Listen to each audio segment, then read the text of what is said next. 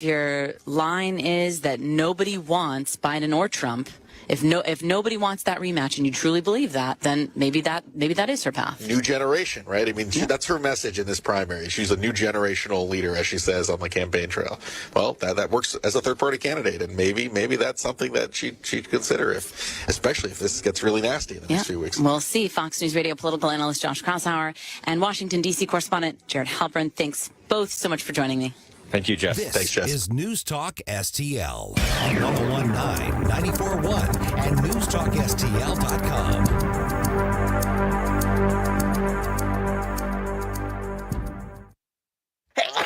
It seems like everywhere you look right now, someone is sick. This year, prepare your family for airborne invaders like bacteria, pollen, and yes, germs with Navage Nasal Care. Navage flushes ultra-pure, refreshing saline in one nostril, around the back of the nose, and out of the other nostril. Navage sucks out viruses, dust, and other airborne particles, all the stuff that gets trapped in your nose, making you miserable. Don't get caught empty-handed this winter. Get Navage, the drug-free solution that helps you breathe easier, sleep better, and feel healthier. Even better, Navage is HSA, FSA eligible. So Navage is a great way to spend those funds before they expire. Don't wait a minute longer. Buy Navage today and you'll breathe easier knowing you're putting your funds to good use. Navage is available online at Navage.com or Walmart, Walgreens, CVS, and Rite Aid. Navage, Navage. Clean nose, healthy life.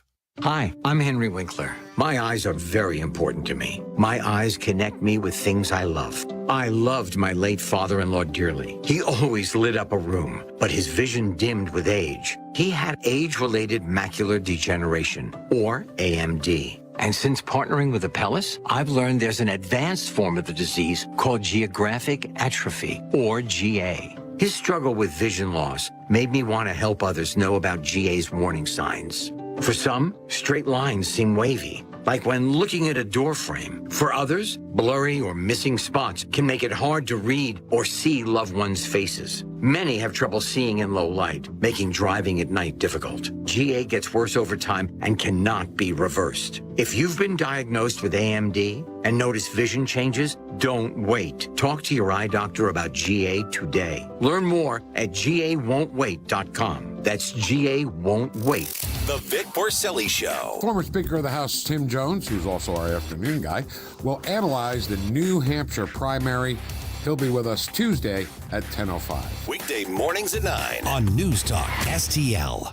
Congratulations to everyone at Connor Roofing. We chose the Connor Roofing team for our National Best of the Best Award for customer satisfaction without telling anyone at Connor Roofing, based on over 30 years of fantastic customer reviews. Rob and Kathy Connor and their team deliver very high-quality roofing, siding, gutters, storm damage restoration at a fair price with integrity. Connor Roofing has had an A+ rating from the Better Business Bureau for years. Count on Connor. For an estimate, please visit ConnorRoofing.com. That's CONNER roofing.com. Columbo and Katie. These things happen. That you can't predict them with specificity, but you can know that they happen. And once they do happen, it is too late to prepare. Even the Israelis, Iron Dome usually protecting all of their towns and cities from most of the stuff that comes in, even they were caught by surprise. The world reminds us to take these issues seriously. Tony Columbo, Katie Fitzpatrick, weekdays at 2 on News Talk STL. It's a new year, so come check out the great financing offers going on now at Seavers JCB. Rates as low as 0.99% on nearly all JCB compact construction equipment, including the industry-leading JCB Teleskid. For details, go to SeaversJCB.com. Mini excavators, track loaders, small wheel loaders, and even the industry-leading JCB compact load all range. Seavers JCB has them all. Visit SeaversJCB.com for more information. Hey, it's Tony Columbo. The new year is upon us, and the cleaning pros at Zero Res are starting things off with a bang with what I think is their best offer ever. Book a cleaning in January and mention the Columbo special, and you'll get 3 rooms of carpet cleaned starting at just $119, plus you can take $50 off an air duct cleaning. We trust Zero Res with our home, and after you take advantage of this amazing special, you will too. Just remember to mention the Columbo special when you call 314-474-2020 or book online at ZeroResSTL.com. where callers won't be canceled. It's just so ridiculous and so offensive. And we don't socially distance from differing opinions. I couldn't disagree with you more. I haven't always agreed with you. Free speech is alive and well in America right here. This country is worth fighting for. That's why we're canceling those season tickets. That's why we're canceling those subscriptions. I'm just so sick and tired of it. Disgust us. It's insanity, man. This is News Talk STL. Is #1 cable news network. Plus, setup couldn't be easier because everything's ready to go in the app. Just say, Alexa, play news from Fox. In Fox News. It's the latest when you need it, on demand from Fox News and Amazon Alexa.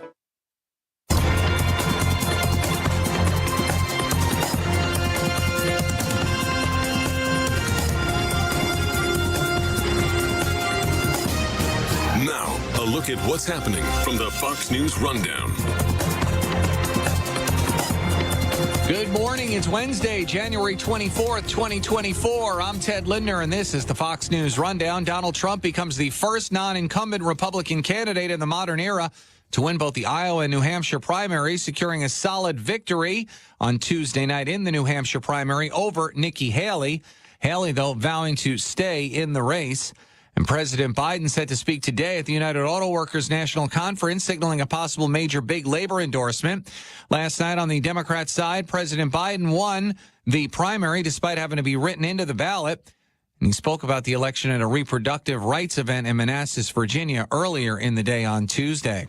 I'm Ted Lindner, and this is the Fox News Rundown. This is the Fox News Rundown. Is News Talk STL. 1019, 94.1, and NewsTalkSTL.com. Columbo and Katie. Another news grenade going off, but don't worry, we're here for you. On Wednesday, we'll recap New Hampshire, plus get insight on the Jeff City drama from Rodney Boyd at 2:20. Then we'll open Closest Cabinet at 3:05. Weekdays at 2 on News Talk STL. Hi, Sean Long for STL FenceWorks. STL FenceWorks is proud and excited to install American-made aluminum and vinyl fence products, as well as American-made decking. For instance, STL FenceWorks has teamed up with Jareth Manufacturing. Jareth invented the aluminum fence industry over 50 years ago. The Jareth product is wholly sourced and manufactured in the U.S., and STL FenceWorks is the third largest Jareth customer in the world.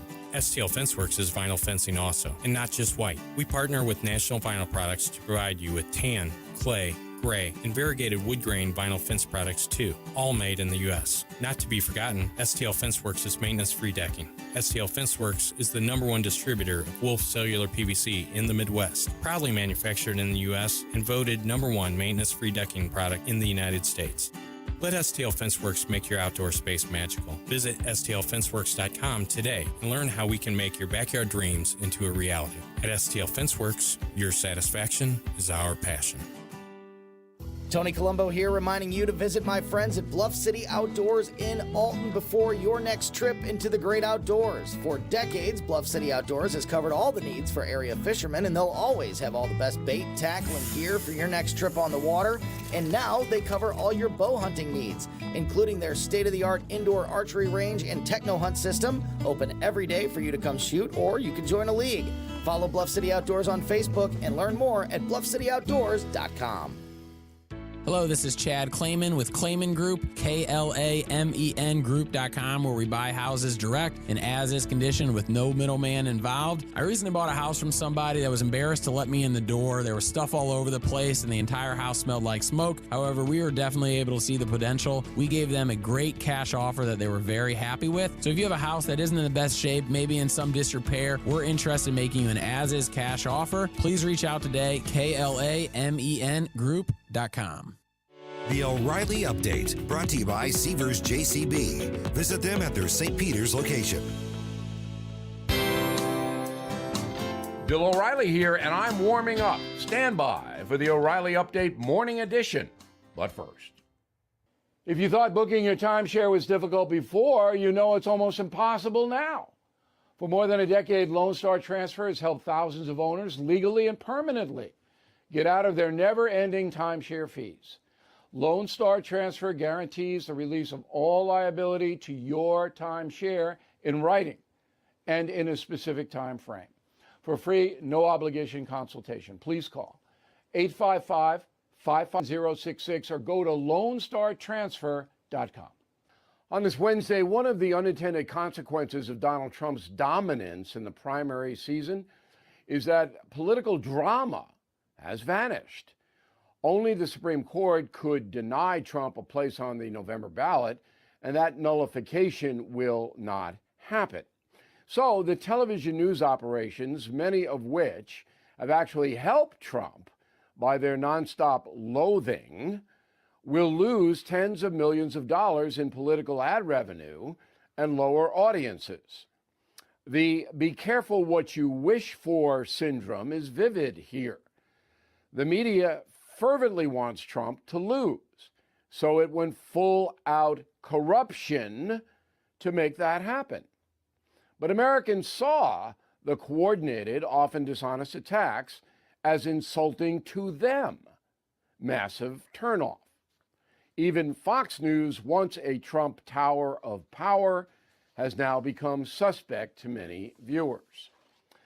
As far as President Biden is concerned, he is vanishing right before our eyes. There will be no vibrant campaign, no debate, few interactions with the press. Presidential election years usually mean big business for the media. Not this time. Super Tuesday? Not really. Conventions? Yawn. Only if Mr. Biden decides to retire will things change. And that could happen. Back after this. If you own a vehicle with less than 200,000 miles, listen up. CarShield is a low-cost monthly vehicle protection plan now available to you. This protection plan is at an all-time low price. Please call 800-925-7584 for a free quote. Drivers who activate today will also receive free roadside assistance and towing at no additional cost. That is 800-925-7584 right now. That is the Morning O'Reilly Update. More analysis later on. From the Michaels Flooring Outlet Weather Center. Well, the rain moves out early today, but it's a trade-off. As the steady rain leaves, the fog gets thicker. Dense fog advisory in effect. Give yourself some extra braking room today, especially with some wet pavement out there. Meanwhile, temperatures mild. I'm forecasting a high of 53 this afternoon. Cloudy tonight, still areas of fog, but otherwise dry, the low 41. Our next round of rain moves in Thursday. Be ready for showers in the morning and the afternoon. Tomorrow's high at 49. Friday is dry. That's your first alert forecast. I'm meteorologist Matt Chambers. Welcome home to St. Louis's new choice For conservative talk. They always have great conversations. news, analysis, and opinion. Texas has a right to secure their borders and secure their state because this administration is failing to do that. We're going to come together. We're going to drill, baby, drill right away. We're going to seal up the border. Has Donald Trump ever felt pressure from the media conglomerate and from the big donors? No. He's going to do what he thinks is in the best interest of the country. 101.9 and 94.1. My news station. News Talk STL.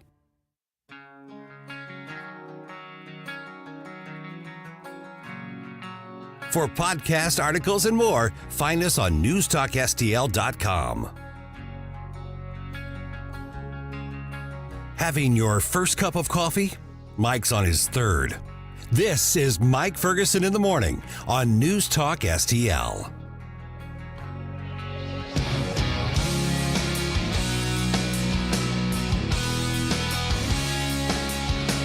The New Hampshire primaries are now in the books. All right, what'd you make of the results? We got time to talk about it here this morning. 314-912-1019. As a matter of fact, Joe Cunningham, one of our friends from RedState.com, going to be with us right around 6:35. So, yeah, we can look at the final results, which you probably already heard of what those are. But what do they mean? Where do we go from here? Is there anything that's really going to fire people up about the rest of the primary and caucus season? Or is this really just about gearing up for November? A lot of different angles to cover on this. Hey, I'm Mike Ferguson. Good morning. Thanks for making News Talk STL part of this Wednesday. Really interesting conversation we had with Mark Miller from Pacific Legal Foundation on Tuesday's program. And I'm not going to lie, guys. I didn't expect this conversation to become this interesting because, it's about wonky stuff and policy and regulations, but really when you frame it in the sort of outlook of there are all sorts of ways to make money in the gig economy right now, a lot of ways you can work full-time or part-time and you control it. And the Biden administration seems to want to chip into that or control it or just shut it down. Why would they do that? Well, Mark is one of the attorneys involved with suing the Biden administration right now over just that. And he explained this is really pretty interesting stuff because it's a much bigger picture than your DoorDash or your Uber. Here's what he had to say. Most people in our society right now cannot be unemployed involuntarily. They can choose to not pursue work, but because of the gig economy, because of, whether it's delivering groceries or delivering booze or, doing rideshare or doing, handy jobs off of apps or whatever the case is, I will maintain that most people cannot be forced out of working right now. They have the choice to make money because of the gig economy. So what is it that the politicians and the Biden administration, what is it that they want to do that could curtail this? Yeah, Mike, thanks for having me on. You just took the words out of my mouth. In the gig economy that we have today, people can find jobs and they can work for themselves. If they can choose to be employed or they can choose to be independent contractors.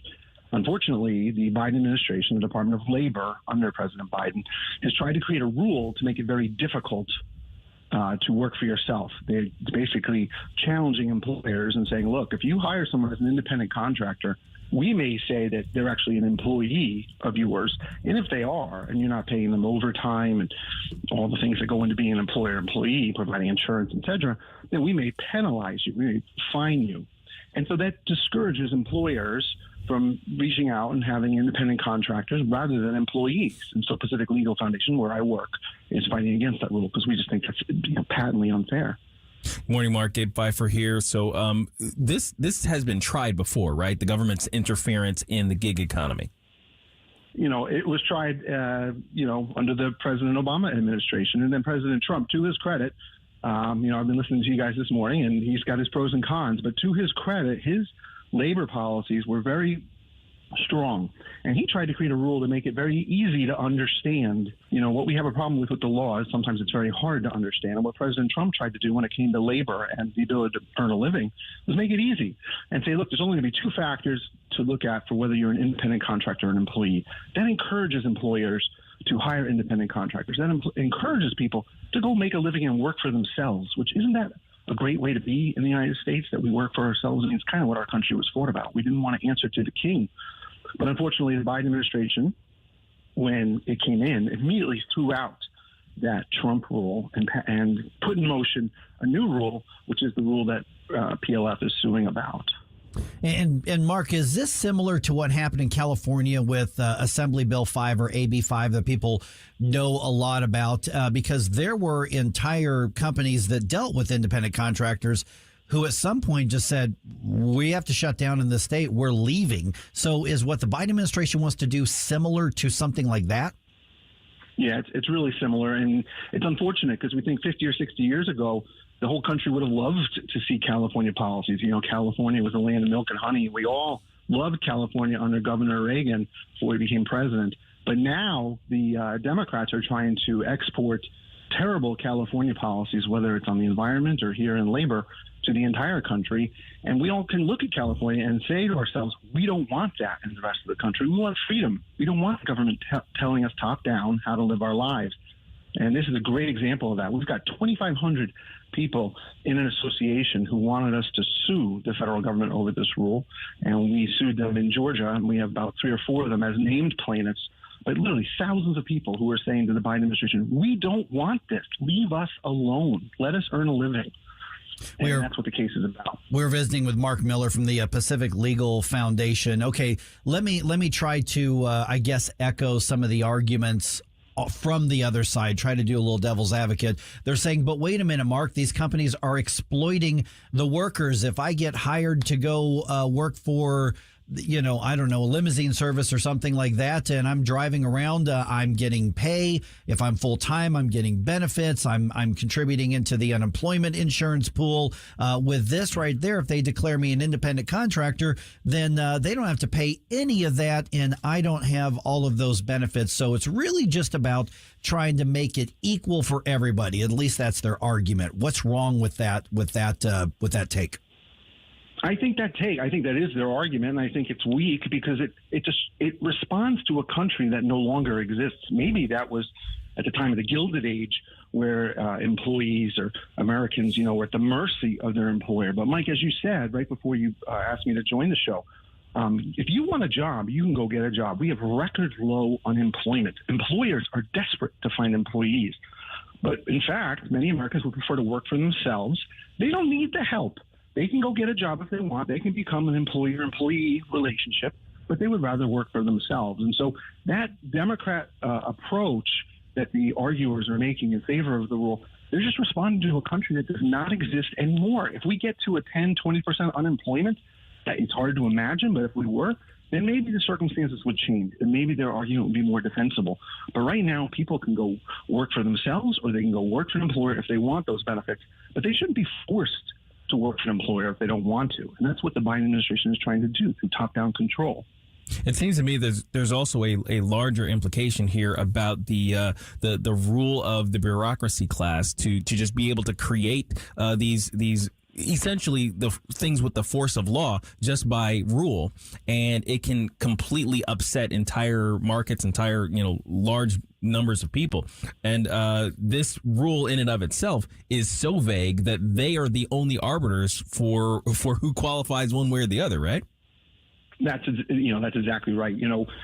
David Brooks in the New York Times talked about how administrators, federal administrators or state administrators, they all, inherently mean well. Well, I don't know about that, but the bottom line is when they write rules for themselves, they give them, as you said, that vague power.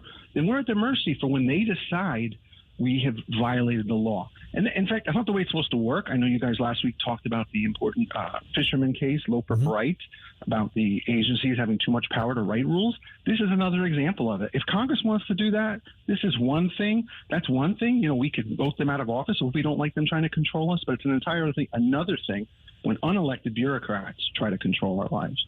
And I want to look at one of the bigger pictures here, Mark, and that is when I talk about the gig economy, every once in a while there is a wave of change that opens up all kinds of new opportunities. And that's really kind of what I feel with the gig economy. I mean, we think of, DoorDash or Grubhub or Uber or Lyft, but there are all sorts of things that are available. And to me, it's the individual services aren't really the picture, aren't really the point. The bigger picture is the fact that people can own their own hours and make as much money as they choose to make, a little or a lot. And so talk about for a second the role that this gig economy is having or could have in our economy and in our society, because if you're talking about putting all the workers back into a box, we're talking about abandoning all of the potential upside of the gig economy. And it's not for everybody. There are some drawbacks to it, but we're talking about basically saying we don't want to take a chance on that.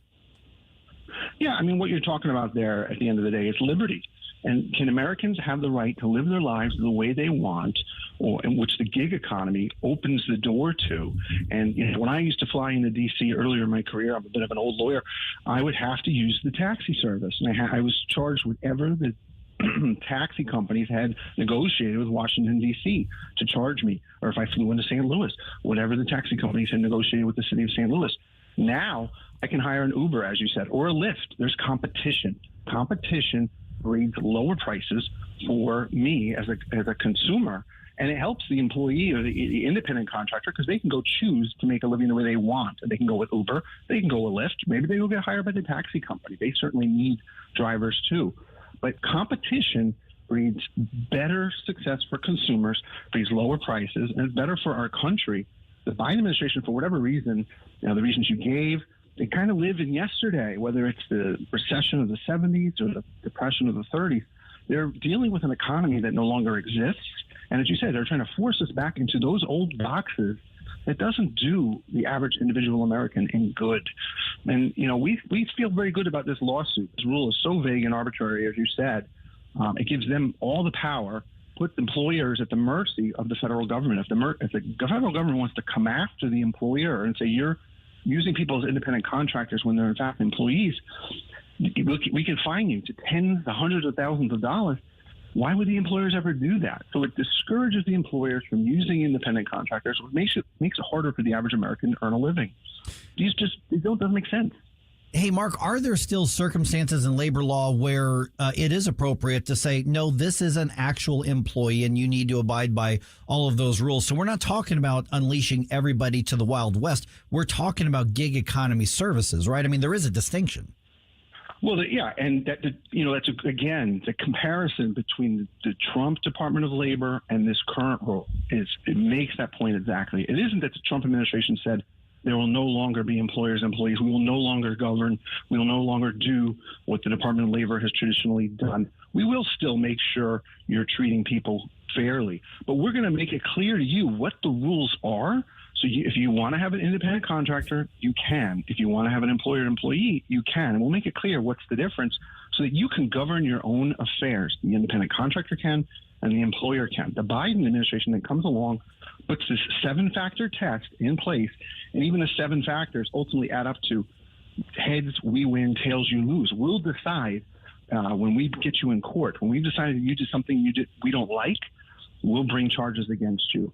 That's, again, not how our country is supposed to work. The government's supposed to get out of the way to let us flourish, not press us down with rules that we can't even understand. As you said earlier, so bureaucrats write rules to help them, not help us. So, yes, it would not be the Wild West, although I could make an argument there that we might prefer the Wild West. It would not be. We would still have a federal Department of Labor. Trump administration did not say it was going to get rid of it. They just said we're going to make the rules clear and easy to understand so everyone can move forward. That's the way rules are supposed to work. That's the way laws are supposed to work. Okay, real quick, what's the status of the lawsuit right now? Where are you in the process? So we just filed the complaint last week in Georgia. The federal government has not responded at all. We were the first out of the box. This rule just became enforceable, so we were the first to sue. We expect other lawsuits to follow. Bottom line is Americans do not want this rule. Maybe we'll see in November 2024 how badly they don't want this rule, depending on who gets elected president. But either way, whether President Biden wins a second term or whoever the Democrats nominate gets a new term, or the Republicans win in November, we'll be fighting this rule until the rule is either thrown out by the courts or thrown out by a new administration. All right, where do we find Pacific Legal on all the interwebs? Yeah, pacificlegal.org. We're a nonprofit. We represent the average American at no charge. So if you've got a case where you're in a fight with local, state, or federal government, give us a call, and we'd be happy to see if we can help you. Or you can make a donation. As I said, we're a nonprofit. People donate money to us so we can help the average American fight the government. News Roundup gets things kicked off here in about 2 minutes and 12 seconds on 101.9 and 94.1 News Talk STL. Let's do an information segment right now. Watch us on our live stream using Rumble, Facebook, and Twitter.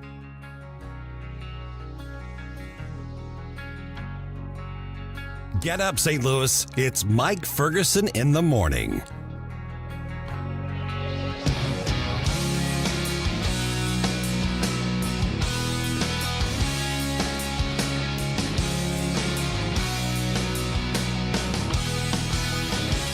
If you find yourself feeling out of place in the world, it's comforting to know conservative values haven't been abandoned everywhere. The far left wants to destroy conservative values in America. This is News Talk STL.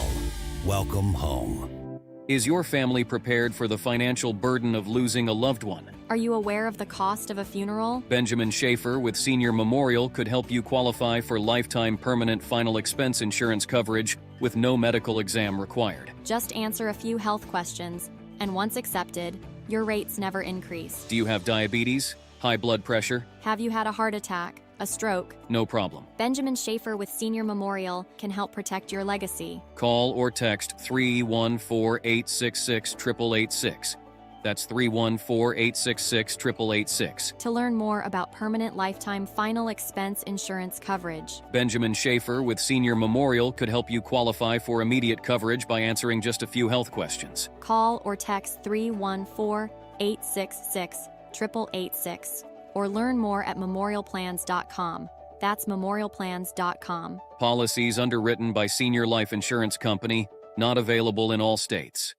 News Talk STL is proud to have Doug Voss as part of our lineup every week. Doug has been a staple on St. Louis radio for many years as one of the leading financial experts in the area. You can hear Doug and Safe Money Radio 3 times every weekend on News Talk STL. And in case you miss anything, you can check it all out at DougVossSafeMoneyRadio.com. What else do our listeners need to know, Doug? Simply put, I focus on helping pre-retirees and retirees build, preserve, and protect retirement assets, and I've been helping my clients solve their insurance and financial needs for the past 33 years. I also strive to educate my clients on how to prepare for retirement, minimize the impact of market volatility on their assets, and deal with the challenges of increased longevity. Call me today at 844-676-SAFE. That's 844-676-7233. Doug Voss is a registered representative. Securities offered through DHL Securities, LLLP, member FINRA and SIPC.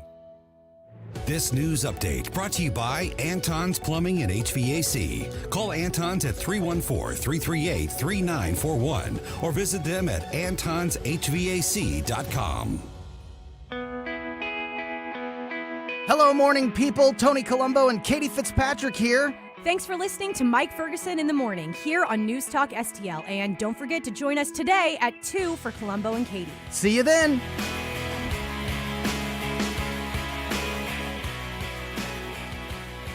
All right, Donald Trump gets a second win in the presidential race, but the nomination campaign is going to continue. At least a couple more steps. I'm looking forward to it. Yeah, a couple more. At least a couple more. Maybe longer. We'll see. Also, Missouri's GOP leadership in the state Senate declares war on the Freedom Caucus. This came out of left field. Yeah. To me. Yeah. I wasn't expecting this. I mean, this is kind of like a pseudo-nuclear option politically. This is what happens when you get, I guess if you're the establishment, you get your panties in a wad over what some freedom fighters are doing. And then also a bunch of anti-Semitic bigots tried to take over the St. Louis County Council meeting last night. Cops had to remove them. One was arrested. And I've got the audio of what they were doing in that council meeting, and it is beyond disgusting. We'll talk about that here in a little bit. 5:52 right now. I'm Mike Ferguson. That's Stel Ponticus. All right. The establishment basically declares political war on the Freedom Caucus in Missouri. And Senator Caleb Rowden, the leader of the state Senate, seems to be going for that shock and awe tactic. As the leader of the Missouri Senate and with the full support of the true Republican majority, we will no longer allow this to stand. See, they're the true Republicans, though. The Freedom Caucus are not the true Republicans. I didn't realize that. Yeah. And if you needed reasons for, true conservative and small government and free market types to not align necessarily with the actual GOP party, there's one of the reasons right there. So here's what happened, Stel. Rowden booted Senators Rick Bratton, Denny Hoskins, Andrew Koenig, and Bill Eigel from their chair and their vice chair positions on all the committees, which is actually where the legislation is crafted. Rowden also moved their parking places to the outer rings of the Capitol. Oh, now that's a little backhanded slap on top of it. It really is. I mean, I've got some more of what Caleb had to say as well, and we're going to hear from Bill Eigel as well. And at 7:05, Bob Onder, of course, affiliated with the Freedom Caucus, running for lieutenant governor as of right now, and he's going to be with us to respond to that as well. Okay, so we are going to get into this in more depth here in just a bit, but for now, here are some samples of what happened when pro-Hamas protesters tried to take over St. Louis County's county council meeting last night. Sam Page funds genocide in this council co-signs. Madam Chair, excuse me, everybody. So if we want to make sure everybody can speak and we don't clear out this room, I need you all to recognize the decorum of this chamber. From the river to the sea! To the sea! Palestine will be free! Be free! Cease fire now! Now, this isn't just the dumbasses marching up and down the Delmar Loop again. This was taking over the county council meeting. This happened in the county council chambers last night. I mean... Oh, I'm sorry. I thought you had another. No, I'm just going to let that sink in for a second. Okay. No, I'm just letting that sink in for a second. It's sinking in. Yeah. So we'll do that in more depth because I've got more of what happened there as well. So that anti-Semitic protest happened at the meeting where the council was considering a resolution to recognize International Holocaust Remembrance Day. So when they are considering International Holocaust Remembrance Day, these idiots, these slime balls, decide that they want to make it from the river to the sea. Mm-hmm. Listen, I am absolutely probably the most open to other perspectives of any conservative media in the region.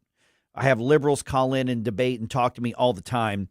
Of course, these people don't have jobs. I'm sure that they're, sound asleep last night. But I don't think you should respect these people as human beings. These are a baby step above animals, is all that they are, in my opinion. All right, Donald Trump won the New Hampshire GOP primary. Nikki Haley vowing to fight on.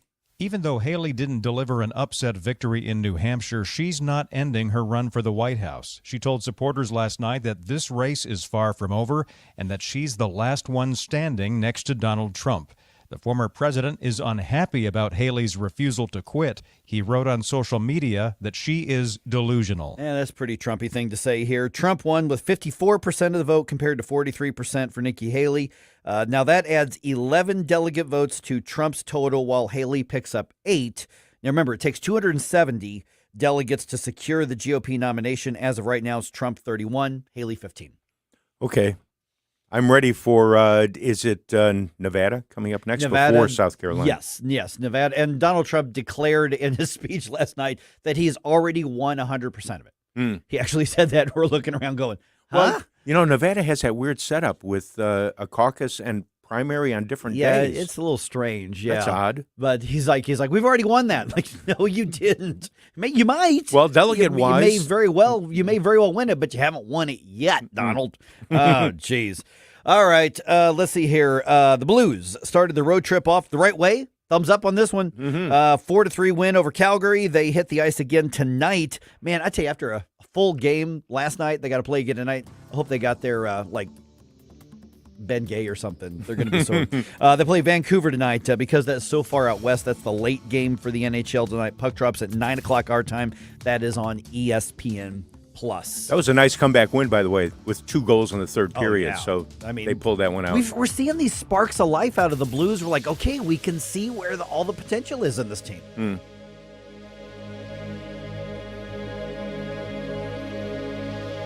When you're approaching retirement, there are a lot of questions to answer. Do you have enough money to fund your income for life? How should you claim Social Security? And what's your plan for health care and long-term care? Hi, I'm Eric Robert, Director of Investments with the ClearPath Wealth Management Group at Stifel and host of On the Money Saturday mornings at 9 on News Talk STL 1019. Don't leave your retirement to chance. It's crucial to understand and address relevant risks before you retire. Our team can help you get organized, guide you through critical retirement decisions, and create an investment portfolio designed around your needs. To schedule your free retirement plan consultation, go to clearpathinvesting.com. That's clearpathinvesting.com. Or call us at 636-695-2650. That's clearpathinvesting.com or 636-695-2650. Stifel Nicholas and Company Incorporated. Member SIPC and NYSE. The Vic Porcelli Show. This is Ben. Ben, can I ask you a personal question? Are you Jewish? Yeah. So after October 7th, would you ever vote for a Democrat ever again? Never again. Never again. It gets more disappointing every day. Do you live in Cory Bush's district? I do. Yeah. So your Jewish friends and say, hey, Wesley Bell's the lesser of two evils, certainly better than Cory Bush. We're absolutely aware. We got to make this a safe, great place for everybody. Vic Porcelli, weekday mornings at 9 on News Talk STL.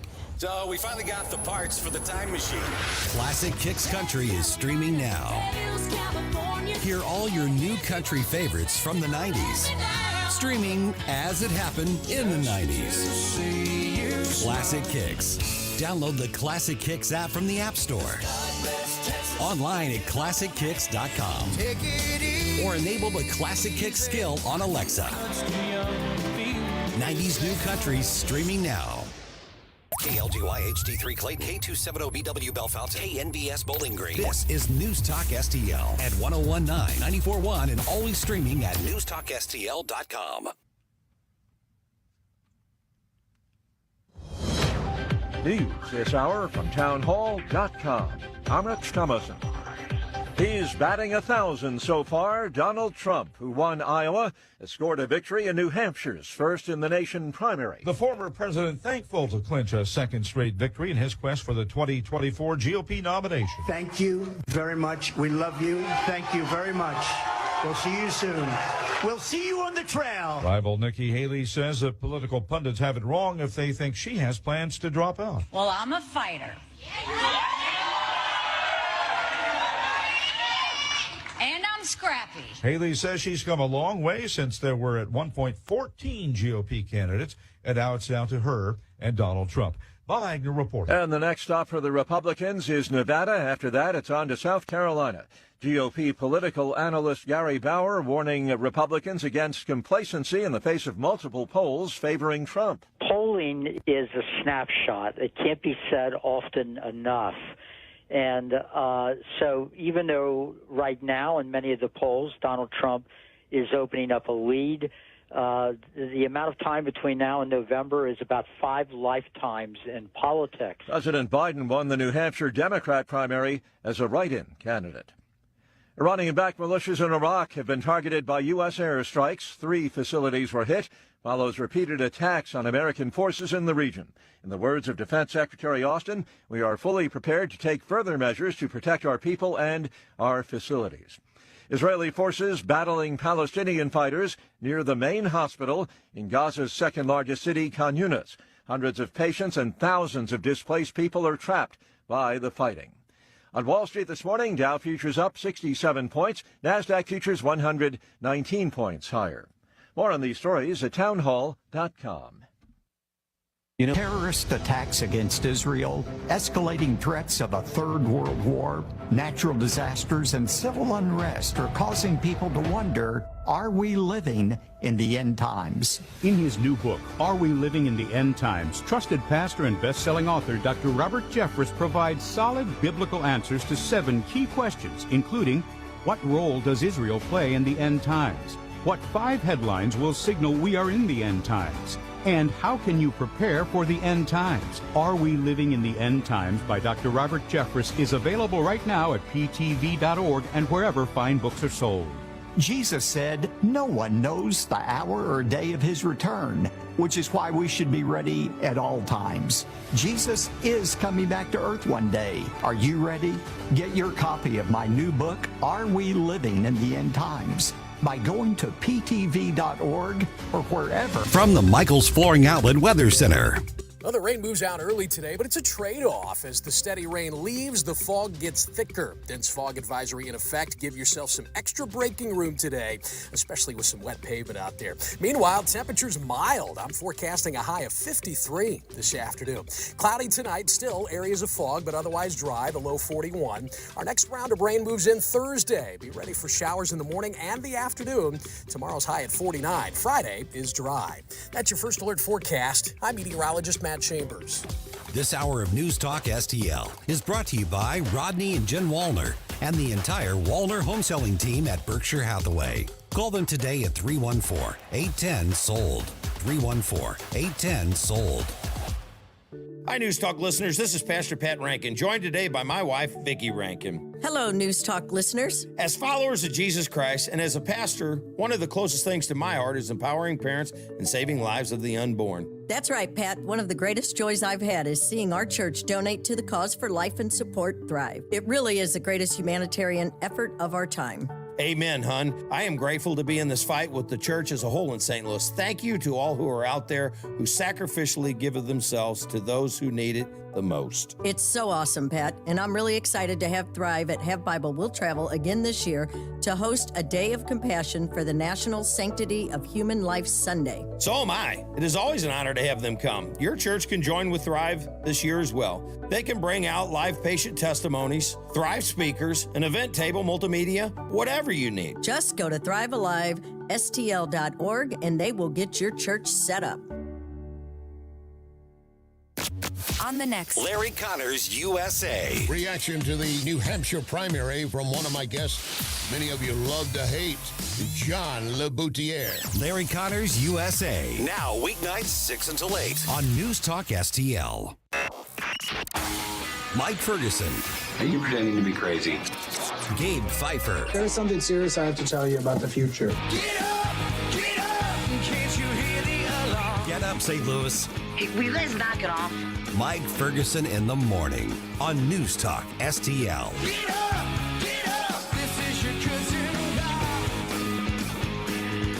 You know what's weird about today? What's that? There was a presidential primary last night, and that's like the third biggest thing that we got to go over today. It is kind of weird because of that. Yeah.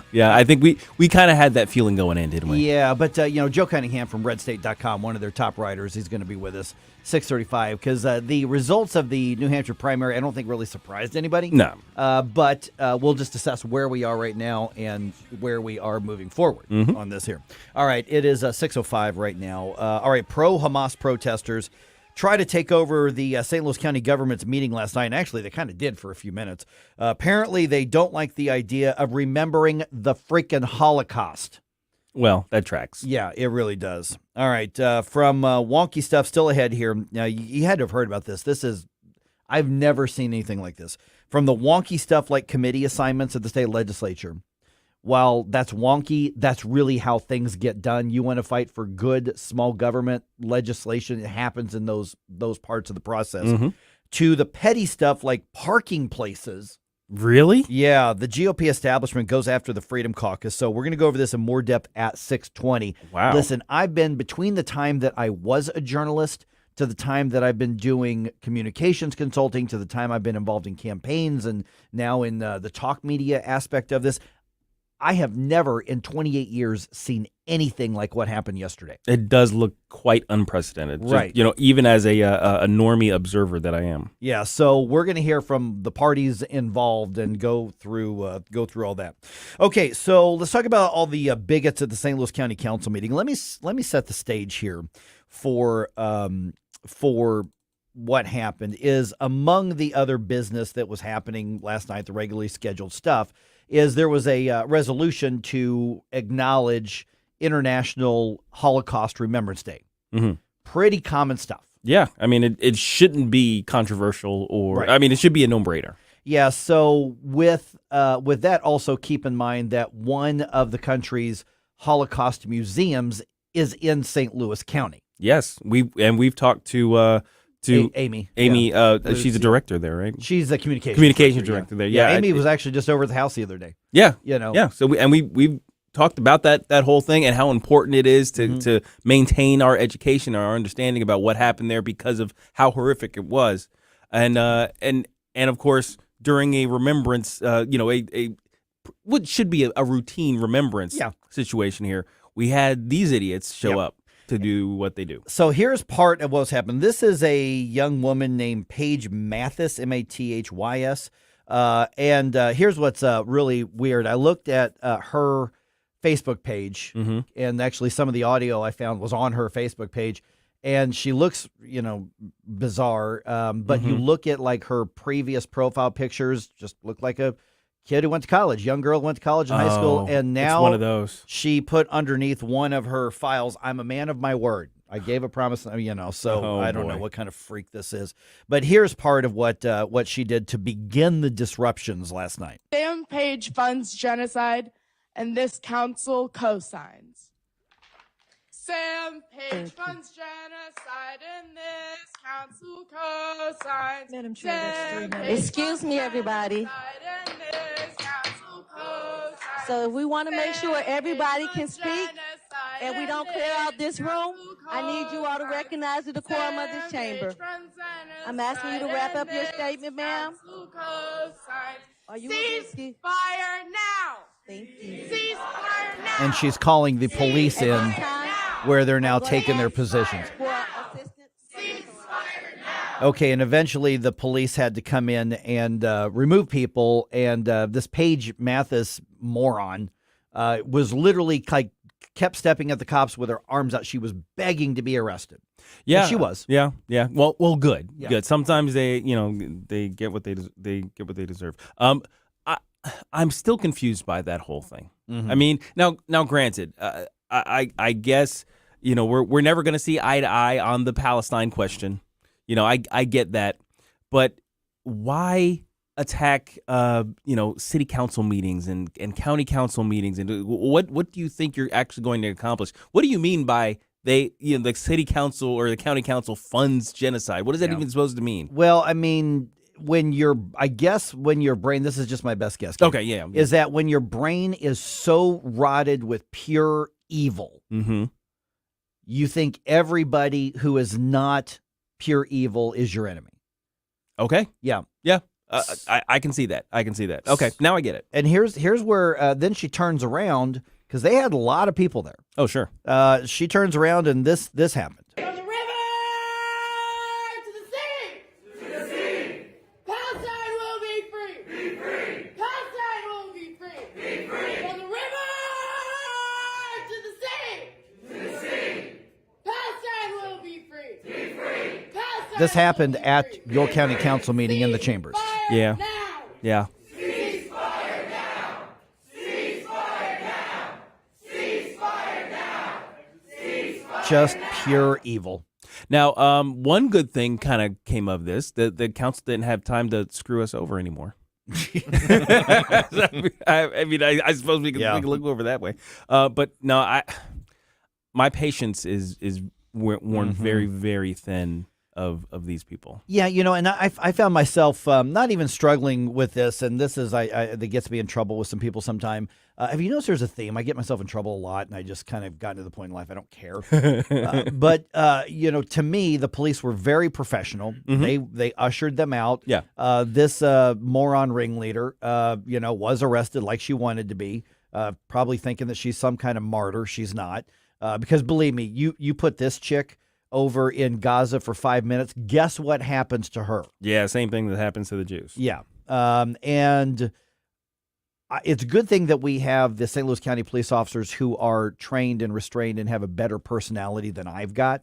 Oh, gosh. Because justice would have been removing them by grabbing them by the throat and throwing them out and accidentally hitting every solid object on the way out. Yeah. That's justice. It's not legal, but it's justice. Exactly. There's a moral imperative there Yeah. that goes beyond, I think, the writing of the law, which is to protect the innocent. Fire hoses would have been justified.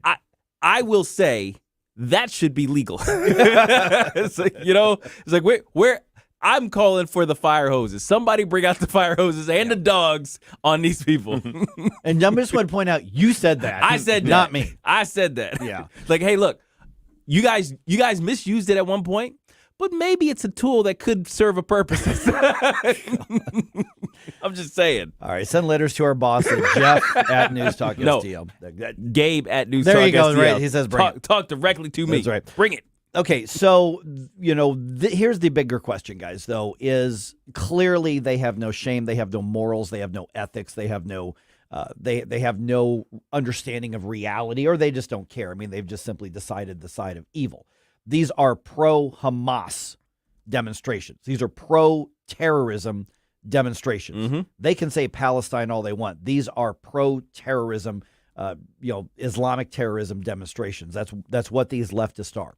And so it also shows, I think, that they are looking for ways to ramp up, in this case, rhetoric, in this case, disrupting a government meeting. We've seen them block traffic. We've seen some instances of minor violence in St. Louis. So then we have to ask the question, what's probably next from these wannabe thugs? Well, that's going to be actual riots and terrorism. That's what I'm expecting. I'm expecting people to really, really start getting hurt on the wrong side of this issue here. So, and I'm hoping the police respond accordingly. Right. And I mean, hopefully anything that would be an effort, because listen, if you are Jewish and you attend a synagogue or you attend a Jewish community organization, you've got to be watching your back right now. And that's not right. That's not fair. The rest of us need to have your backs. And what we have right now, and it was very typical. I mean, you've got suburban white chick who's deciding she's going to be the pro-Palestinian, pro-Hamas demonstrator and try to pretend she has some kind of moral superiority. Chick, you don't even have any morals or ethics. You don't have superiority in anything, you dolt.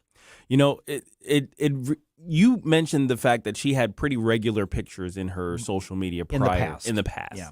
And I think that's indicative of the problems that we've been having with our school system and the indoctrination that goes on there. Because I've seen so many instances of this. A regular family from the Midwest sends their kid off to college as a normal person, and they come back one of these, like some purple-haired, fluid-gendered leftist activist who runs around, supporting terrorist organizations. So it's tough to look at, the type of the situation we're in right now in regards to academia in particular, but education in general, and the fact that we're still feeding our children to this machine right now. Yeah, and they come back like this. Yeah, and I don't know where she went to school. There were some pictures of like sororities and stuff. It kind of doesn't matter. It's very difficult for me to identify a place that is safe to send your child for education at this point. I mean, it's few and far between. And speaking of the Jewish community, we'll have A.J. Moll coming up in the 8 a.m. hour. Yep, 8:05. He's going to be with us to give us his assessment of that as well. All right, 314-912-1019. All right, let's talk about the establishment versus the Freedom Caucus. Holy crap. Yeah, this blew up, didn't it? Yeah. Again, I've been doing this a long time. I've never seen anything like this. Boy, I tell you, the Freedom Caucus must be over the target, because they got blasted by the establishment yesterday. I'll go over what happened. Love to get your thoughts on that right around 6:20 here on 101.9 94.1 News Talk STL. No more.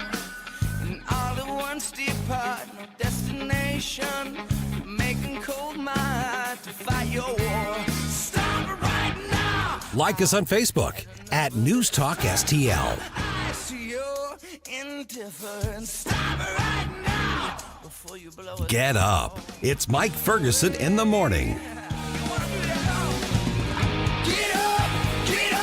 Can't you hear the alarm? Get up, this is your cousin car. Get up. When you go shopping, you may not get the bargain you want, but at least you know and can compare prices. It should be that way with healthcare, but too often it's not. Need an operation on your knee? Want to know what it's going to cost? Good luck. For 3 years, hospitals have been required to provide patients with list prices and have negotiated charges for some 300 services. Only 36%, just over a third, are fully compliant. In Missouri, prices differ greatly depending on a patient's insurance. The cost of a pelvic CT scan, for example, can be 20 times more expensive in one hospital than another. Price transparency allows patients to compare providers, forces hospitals to compete on price, and helps insurers negotiate lower rates. State law should require all healthcare providers to publish prices in a user-friendly form. What we don't know is costing us. The price of healthcare shouldn't be a secret. Check out our 2024 blueprint, Moving Missouri Forward at ShowMeInstitute.org. The Show Me Minute has been brought to you by Show Me Institute and Show Me Opportunity. Tim Jones and Chris Arps in the afternoon. Sam Sorbo. Children want to learn. And so what could be easier than teaching a child who wants to learn? Why it becomes difficult is because they make it such drudgery that the children give up on learning. They go, well, this is not fun. This is awful. When you set the child free, then they learn everything. They learn faster than you can possibly imagine. Tim Jones and Chris Arps. Weekdays at 4 on News Talk STL. Getting a new floor for your home can be intimidating and a little scary. But that's not the case when you go to Michael's Flooring Outlet. Katie here, and my mom and dad used Michael's, and they had a great experience. They've been a locally owned and operated family business for more than 30 years. You want variety? Michaels has carpet, hardwood, laminate, ceramic tile, luxury vinyl, natural stone, and many other options. Shop in-store at one of their 3 locations in Creve Coeur, Dardine Prairie, or St. Peters. Check out everything that Michaels has to offer at igotfloored.com. I'm Susie Moore, and this is More to the Point. It's a teeny tiny town in northern New Hampshire. The 2020 census numbered its residents at 4, though there are 6 registered voters for the precinct. Few would know anything of Dixville Notch were it not for the fact that it holds the distinction of being the first place in the nation to vote, exclusive of the Iowa caucus and the primaries. At every presidential election cycle, we hear news reports on how the town votes because they do so at midnight on Election Day and promptly report the outcome. On Tuesday morning, I reported on the fact that former South Carolina Governor Nikki Haley had swept the Notch. Of course, no meaningful predictions can be gleaned about the Republican primary from the votes of 6 citizens who voted for the Democrat in the past several presidential elections, despite being registered as Republicans or independents. Not surprisingly, a number of readers questioned the need for continuing the tradition and reporting on it. I get it, it's quaint, probably antiquated, and it doesn't really mean anything. Except it does in the sense that it ties us to some storied political traditions and reminds us that it's okay to mix in a little bit of fun and whimsy with your politics. There's enough seriousness in the world as it is. I'm good with adding some lighthearted fluff to the mix here and there. Susie Moore is Deputy Managing Editor for RedState.com. For more to the point and everything Susie Moore, log on to RedState.com. Follow Susie on Twitter at SmoozyQ and keep listening to 1019 and 94.1 News Talk STL. This hour of Mike Ferguson in the Morning is brought to you by Stifel. Request a portfolio review from your Stifel financial advisor at Stifel.com. That's STIFEL.com.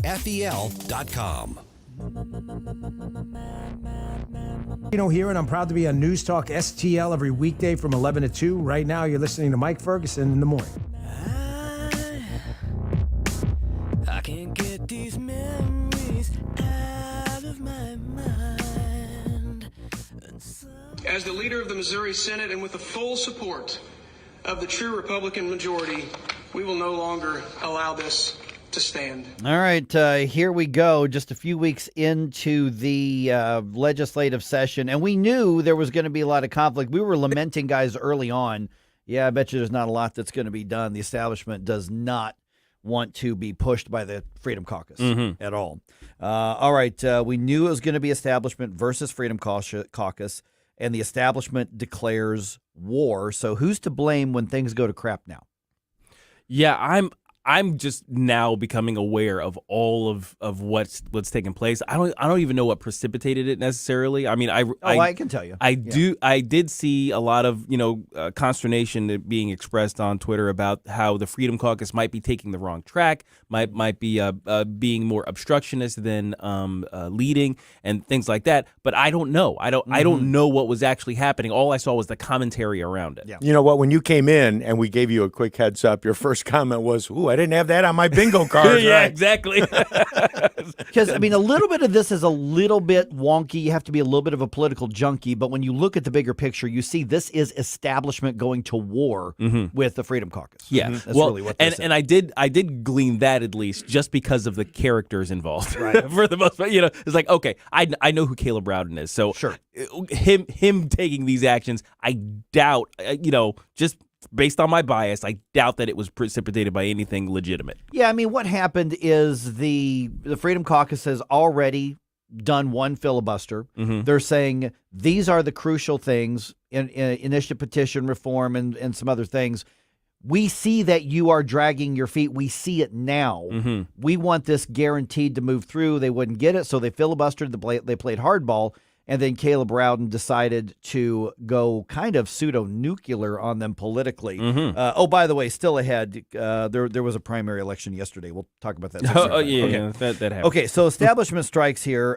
Here's another part of Caleb Rowden's kind of press conference yesterday. The Chaos Caucus has chosen to use the Missouri Senate as a place to try and salvage their languishing statewide campaigns and intentionally destroy the institution in an effort to claim that the game is rigged against them. Yeah, so here's what happened is, let me grab my list to make sure I get all of them, is that he took some of the leaders of the Freedom Caucus, Bill Eigel, Rick Bratton, and Denny Hoskins, and Andrew Koenig. And Andrew Koenig, You know, it's interesting because Andrew Koenig is just as much of a freedom guy as everybody else, but he tends to not be as aggressive with his language. Right. You know, he stands firm, but he doesn't do the name calling and all that kind of stuff as much as others. So I'm a little bit surprised that he was caught up in this as well. And so what happened here is that Caleb Rowden, who actually has the ability to do this under the Senate rules, which remember when he was reelected Senate leader, we were so frustrated at that time. So here's what happened is that Hoskins, Bratton, Eigel, Koenig, so 4 of the leaders of the Freedom Caucus, removed from their committee chairmanships or their vice chairmanships. Okay, so for those of you who are not political junkies, let me tell you why that's important. Right. Because the legislation, whether it is, lower taxes, whether it is protecting children from gender butchery, whether it is initiative petition reform, whether it is pro-life, whether it is pro-Second Amendment, whether it is taxes, spending, it doesn't matter. The committees is where those things are written and debated and hammered out for the most part. Right. Probably 90% of the bills are done in these committees. When you are a committee chairman or a vice chair, you have a lot of influence, and Caleb Rowden, with one fell swoop, just said, I am eliminating your influence. I am eliminating your political ability to affect legislation. So what he's saying is, he kept saying the true Republican majority, the true Republican. And so what he's saying essentially is, we do not want the Freedom Caucus to have any influence. You're done. Get off board that train and get on board with the establishment. Yeah, I noticed how all that kind of panned out. Now, what is his reasoning? Like, I caught the whole reference to the quote unquote chaos caucus, and this suggestion that they are basically just a bunch of troublemakers. But what actually happened that they're using as a pretense for doing all this? He's blaming them for legislation not getting done after him being the bottleneck for the last 2 sessions. Wow. On these things. So Okay. he's blaming them. Basically, they have called him out. The Freedom Caucus has called out the establishment. And before that, it was the Conservative Caucus a few years ago. Right. Now it's the Freedom Caucus. They have called out the establishment year after year after year. And I think the establishment just said, we're done. We are not going to allow you to influence this. And we're going to see whether they are going to have the ability. Bill Eigel responding to what Caleb Rowden did. We are not afraid of the status quo and the swamp that is trying to prevent good legislation from moving forward. And by the way, this got so petty that the Freedom Caucus members, especially Bill Eigel, they received notice that their parking place has been changed.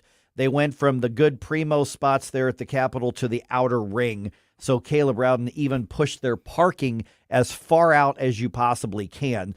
That's petty. Yeah, absolutely. That means it's really, really personal as well. But here's this. I was texting with Tim Jones last night because I didn't. There's the part of this that I did not realize is that when you are removed as a chairman, your staff gets a pay cut. Oh, really? Because when you become a chair of a committee, that's extra duty, and so your chief of staff gets an additional, part of their salary, and so all of these senators. They're not it's not just them that are having their political influence challenged. Their staff got a pay cut. Oh, my gosh. Okay. So this is, you're right. I think declaration of war is probably the most apt analogy being used here in political terms, right? Yeah. Because that sounds not only petty, but I mean, you start messing with people's money. That's really serious. Well, and people's money who aren't elected. Right. Exactly. They're just doing their job. Right. So here's the thing that I want to follow up and connect this to things we've talked about in the past. Listen, we talk a lot about, the establishment against actual conservatives. Yes. And you can talk Trump and DeSantis and Nikki Haley and Ronna McDaniel and everybody else on all these things. At the national level. Yeah, this is the same thing on the Missouri level. And listen, we've got the ability to get some great stuff done again, but it looks like again there's going to be nothing done. And the funny part is that Caleb Rowden, he had all these state senators behind him to show their solidarity with Caleb Rowden. Right. And by the way, Holly Rader was among them too. I was really disappointed to see that, but not surprised. And so what they're doing now is saying, listen, now we can move forward with all of this conservative priority stuff. I Good. saw that in the statement. Do it. Yeah. hey. Shut all of us up, Caleb. Do it. Yes, absolutely. Now, of course, it's not going to happen. He's going to slow walk his way through things like he usually does. Claim credit for having brought it up, but he's like, oh well, we just couldn't get it done this session. We'll have to kick the can down the road and see if we can do it the next session. And we're going to get the same thing over and over and over again. Except whose fault is it now? It's absolutely. I mean, there's no question now. Right. I think he needs to wear this. Going this far, I think every conservative legislative failure that we're going to experience, there is no you can't even make an argument that it's not going to be his fault. And the thing is I'm open to the argument that the Freedom Caucus came out too hot. I'm not sure they did, but I'm open to the discussion. Sure. To say you don't show up day one and put everybody on notice and blast people and, say Rhino and establishment and swamp. And okay, I mean, I'm open to the argument. I think they were setting a tone to saying we're serious. Right. But what's happened right now is that they have said we are going to take the sledgehammer to the ant approach, except they're not dealing with ants. No. These are people who know their way around. I can't believe Nick Schroer wasn't hammered with something too. I was surprised. I just by texted that, yeah. Nick. I'm like, dude, how did you avoid this happening? Because he's every bit as bold and in their face as Bill Eigel is, and as Rick Bratton and Andrew Koenig is. Absolutely. So you have some personality issues here, and Caleb Rowden has unilaterally decided that he's going after the people he has the personal dislikes of, and he's saying they're the reason nothing's getting done, when the fact of the matter is that he's been called out for years as being the guy dragging his feet and trying to take credit for trying while you're the one dragging your feet. Yeah. He's been called out. I think he's sending the message, don't call me out. You better not challenge me. You better get in line. You better submit.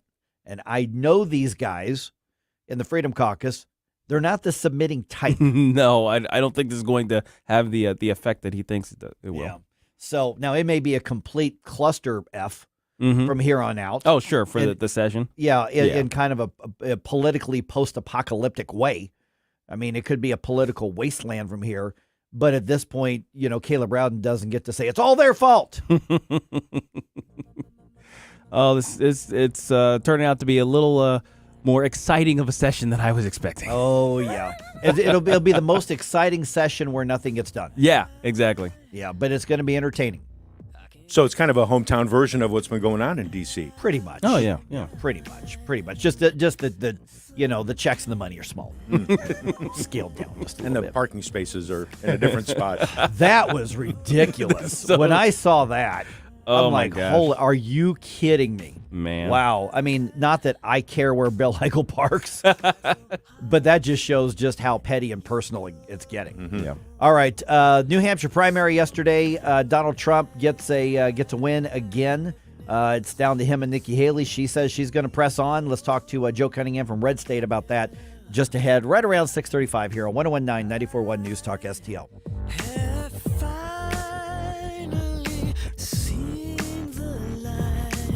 Follow us on Rumble at News Talk STL. Get up. It's Mike Ferguson in the morning.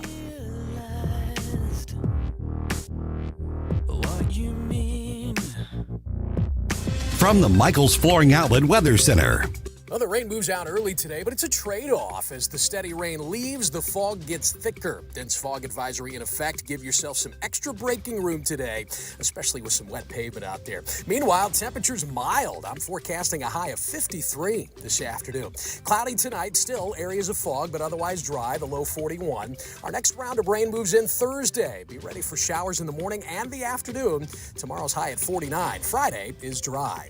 That's your first alert forecast. I'm meteorologist Matt Chambers. Great news for my sponsor, Napoli Sea. And it's no surprise to me nor hundreds who have dined there. The first time I entered, it was clear Napoli Sea is unique. The decor, the fish, imaginative cocktails, and of course Napoli Sea is right next door to Napoli 3 in St. Charles. Napoli 2 is in Town and Country. The original Cafe Napoli is in Clayton. And I'm honored to endorse each of them. Visit any of the Cafe Napolis. Hey, it's Tony Colombo for my friends at A Plus Plumbing and Drain, and they truly are our friends because they have done it all at our house over the years, from putting in a new faucet to installing a whole new bathroom from scratch. The team at A Plus has always done great work for a great price. A Plus Plumbing and Drain is a local, family-owned business that can take care of all your plumbing needs and specializes in new construction and home renovation. Call A Plus for your next project at 636-288-7126 or through Facebook at A Plus Plumbing and Drain. Hi, this is Ron Clutho. Join me for Groovy Grooves every Saturday to hear songs like this and memories that will take you back to a groovier place and time. Be sure to check out the playlist at newstalkstl.com for more Groovy Grooves. And now for something completely different. Groovy Grooves with Ron Clutho, Saturday nights at 10 on News Talk STL. I heard the call to serve, so I answered. I earned a title and discovered my purpose. I found belonging, an unbreakable bond with my fellow Marines. We fought to overcome adversity together in defense of our nation and its people. I've lived a full life, rich with meaning. And even though I no longer wear the uniform, I am still a Marine. My service has come full circle. I will always look after those around me. I will always uplift and support my country and my community. Because that is the promise I made. That is what it means to be a Marine. Semper Fidelis. Always faithful, always Marine. Welcome home to St. Louis's new choice for conservative talk. It's all talk. We can have a conversation, okay? Enough with the lies. We need the facts. 101.9 and 94.1. Our country and a lot of problems. News Talk STL. Hi, this is Kira Davis, and you're listening to Mike Ferguson in the morning on News Talk STL. I never meant to be so bad to you. One thing I said that I would never do.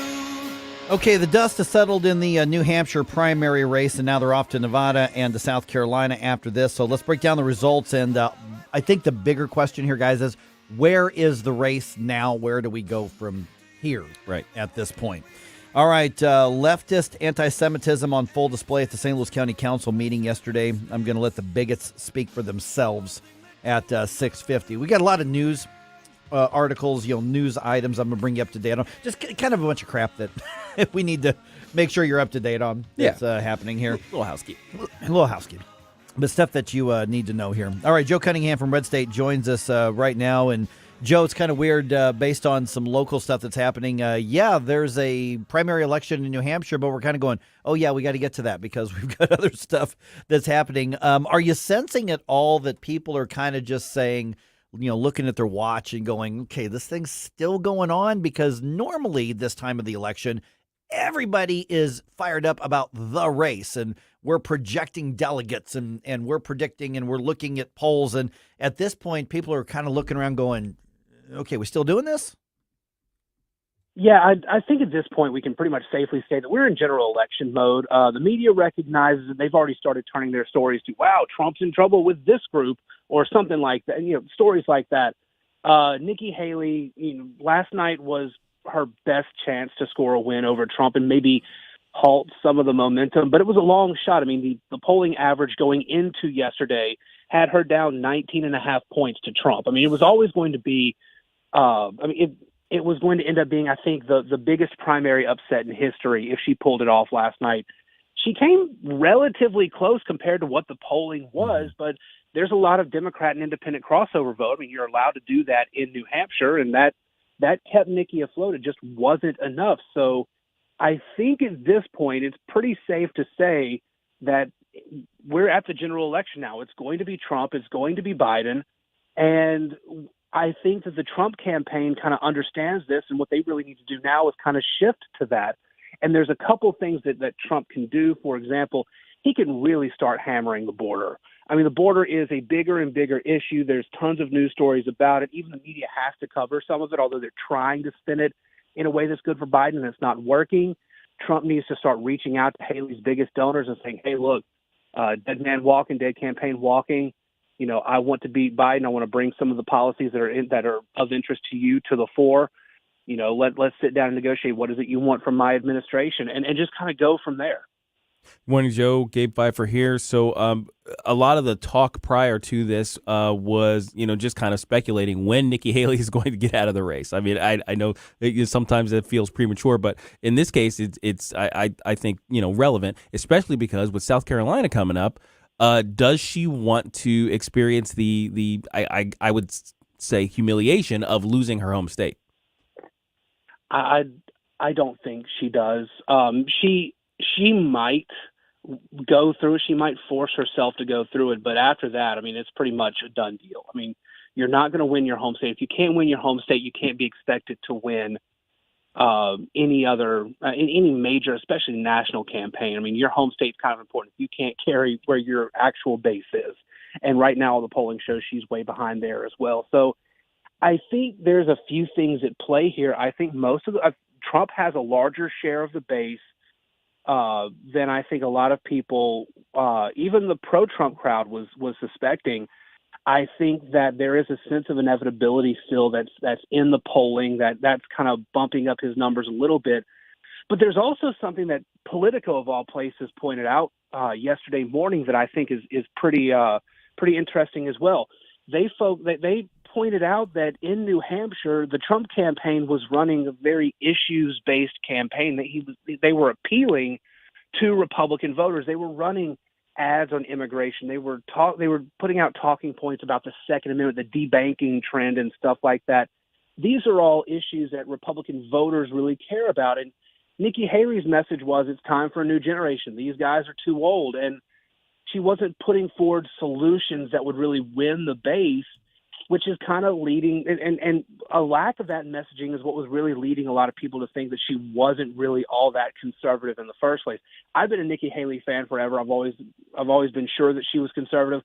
I think that her campaign was focused too much on the broad appeal. I'm not against the big tent Republicanism, but she was focused so much on broad appeal that she alienated a lot of conservatives and came across as a rhino, and that really hurt her campaign. She probably would have had a better showing in both Iowa and New Hampshire if she had focused a lot more on those kinds of issues and been a lot harder, not been flip-flopping, and not had the verbal gas that she had, because she's been getting terrible advice. Hey, good morning, Joe. Stalpontikas here. I know we're looking ahead to South Carolina, but could you give us a brief look at Nevada, which is also coming up, because they've got some sort of odd setup there? Well, they do have an odd setup. The state GOP wanted to switch to a primary, because I think Nevada has caucuses. Mm-hmm. And so it was kind of a split deal. The RNC, they weren't going to recognize, they weren't going to issue delegates based on a primary. They were going to focus on the caucus. And that was a big issue several weeks back, when you still had several candidates, several non-Trump candidates in there who felt that they had a better chance in a primary than in a caucus. That doesn't really mean as much now, because, again, we're down to two candidates, probably one candidate, before we get too much closer to Nevada. At this point, I think all of the rest of this is really just formality. I mean, we got to go through the primaries and everything, but I really do think that we're in general election mode, no matter who you think should be or should not be in the race at this point. I think that we have to kind of treat this as a general election. I think that a lot of the voters are already treating it as a general election. And that's where I think Trump ultimately has to start broadening the issues he's talking about. Talk more about the economy, talk more about the border, talk more about crime. Start hitting start hitting Joe Biden a lot more than hitting Nikki Haley or anybody else. It's time to focus, because the thing that Trump was missing 4 years ago was a clear plan of attack, because Joe Biden was in the basement the entire time, right? Now Joe Biden has a record as president, and it's a pretty bad one. So they need to the Trump team can now go in and say, hey, look at everything I did versus everything he did. I had one bad year, and it was because of a pandemic that came out of China. Joe Biden has caused every problem that we're seeing now. We're visiting with Joe Cunningham from RedState.com, and here's what's really odd about all of this, Joe, is that out of 270 delegates needed to secure the nomination, it's 31 to 15 right now, is literally a 16 delegate difference between the two. And yet the conversation is, well, it's all over. Why are we still doing these? And, Donald Trump, of course, he's still taking swings at Nikki Haley. That's his opponent. She's still running. She actually said last night she had this to say about staying in the race. Now, you've all heard the chatter among the political class. They're falling all over themselves, saying this race is over.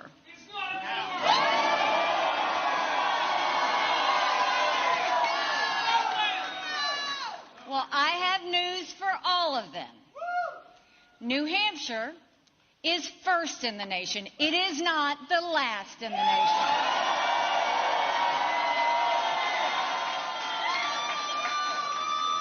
This race is far from over. There are dozens of states left to go. All right, and so that's her take on this. Now, Joe, is she maybe counting on, or media counting on, saying, okay, well, at some point, don't forget, there's probably going to be a conviction in the criminal court. Trump may lose again in the civil stuff as well. Are they still looking at maybe there are some variables that could change some things? Their variables certainly could change things. And the Nikki Haley campaign in previous weeks has shown that they're in it for the long haul. I think last night fundamentally kind of changes that. But I do know, because I've talked to elected Republicans here in Louisiana, and they're on some of these national lists. They're already starting to get Louisiana targeted messages from the Haley campaign. They've clearly bought a list, and they're already doing that reach out there. So they're clearly trying, and Louisiana's primary isn't until toward the end of March. Mm-hmm. So they've been laying a lot of groundwork trying to make this a long race. From the next couple of states, you've got South Carolina, you've got Nevada, she really doesn't have any favorable states coming up in the near future to kind of justify keeping her campaign going. And if you're even a moderate Republican and you don't care for Trump, but you dislike the Biden administration a lot more, you're going to start wondering, is this a good use of resources? Because you're right.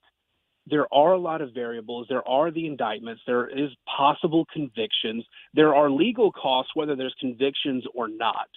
Those are resources that are going to be used on Donald Trump that wouldn't have been used for Ron DeSantis or Nikki Haley or anybody else.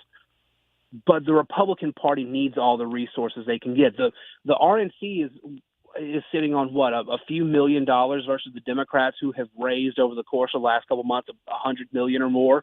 I mean, there's a big resource deficiency in the GOP right now, and they need every dollar they can get. Is Nikki Haley wasting resources by staying in? If the plan is to make the country better and your campaign isn't getting traction, do you want to waste those resources, or do you want to go ahead and give the Republican Party the best chance to win in order to beat Joe Biden and start undoing the stuff, and maybe try this again in 4 years when it's you versus DeSantis in 2028? All right, Joe Cunningham, RedState.com. Hey, Joe, we've already tagged you on our social media. Hey, appreciate the observations as always, man. Thanks, Joe. Oh, well, thank you for having me. All right, we'll talk to you again soon. All right, 314-912-1019. Just ahead here, dump some news on you. Oh, yeah. Let's do that. Yeah, got some thoughts? Let's see what's crap's going on. I am watching the comments as well on social media. We'll get through some of those here at around 6:50 on 101.9 94.1 News Talk STL.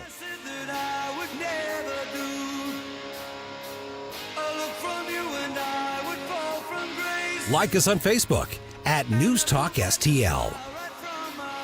Get up. It's Mike Ferguson in the morning.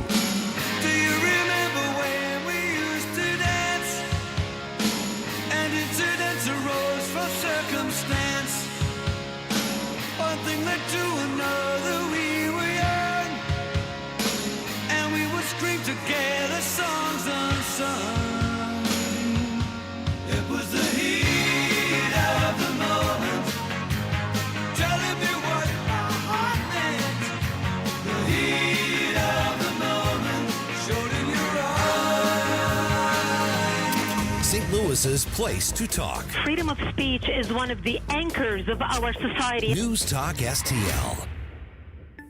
The Herzog Foundation is the vision of its founder, Stanley Herzog, and it exists to promote and accelerate the development of quality Christ-centered K-12 education. Hi, this is Daryl Jones, president of the Herzog Foundation. Our primary goal is to advance Christian education so that families and culture flourish. The legacy of Stan's business career centers around making national transit ecosystems accessible and sustainable. Likewise, the legacy of Stan's philanthropy centers around making the ecosystems of Christian education more accessible and sustainable for families across the nation. Visit HerzogFoundation.com to learn more about our programs, including trainings, scholarships, conferences, news, and our podcast, Making the Leap. Visit HerzogFoundation.com to learn more and sign up for The Lion, an initiative of the Herzog Foundation that carries articles covering a wide range of issues facing American families and culture. HerzogFoundation.com. Hey, Tony Colombo here for Gutter Pros. When Christine and I bought our new house, we knew the gutters were an issue, and after meeting the Gutter Pros team, we knew that they were right for us. Gutter Pros is your all-in-one gutter service team that offers a variety of affordable solutions, and they even offer free estimates, so there's no cost to you to find out if they are right for your home, just like they were for ours. If you're having a problem with your gutters, contact the Gutter Pros now, because with Gutter Pros, water goes where they tell it to. Call them at 314-656-7195 or visit gutterpros.com. Sundays at 5 on News Talk STL. All your hard-earned tax dollars and mine are going to fund illegal aliens who come across the border penniless, jobless, skillless, and they're given a cell phone, an identity, and a cash stipend every month. Mark McCloskey on fire. That beats your Social Security income if you should have the good nature to work your ass off your whole life and retire. Mark McCloskey on fire. Sundays at 5 on News Talk STL. Brought to you in part by Modern Weapon Systems in Fenton. This hour of Mike Ferguson in the Morning is brought to you by Stifel. Request a portfolio review from your Stifel financial advisor at stifel.com. That's STIFEL.com.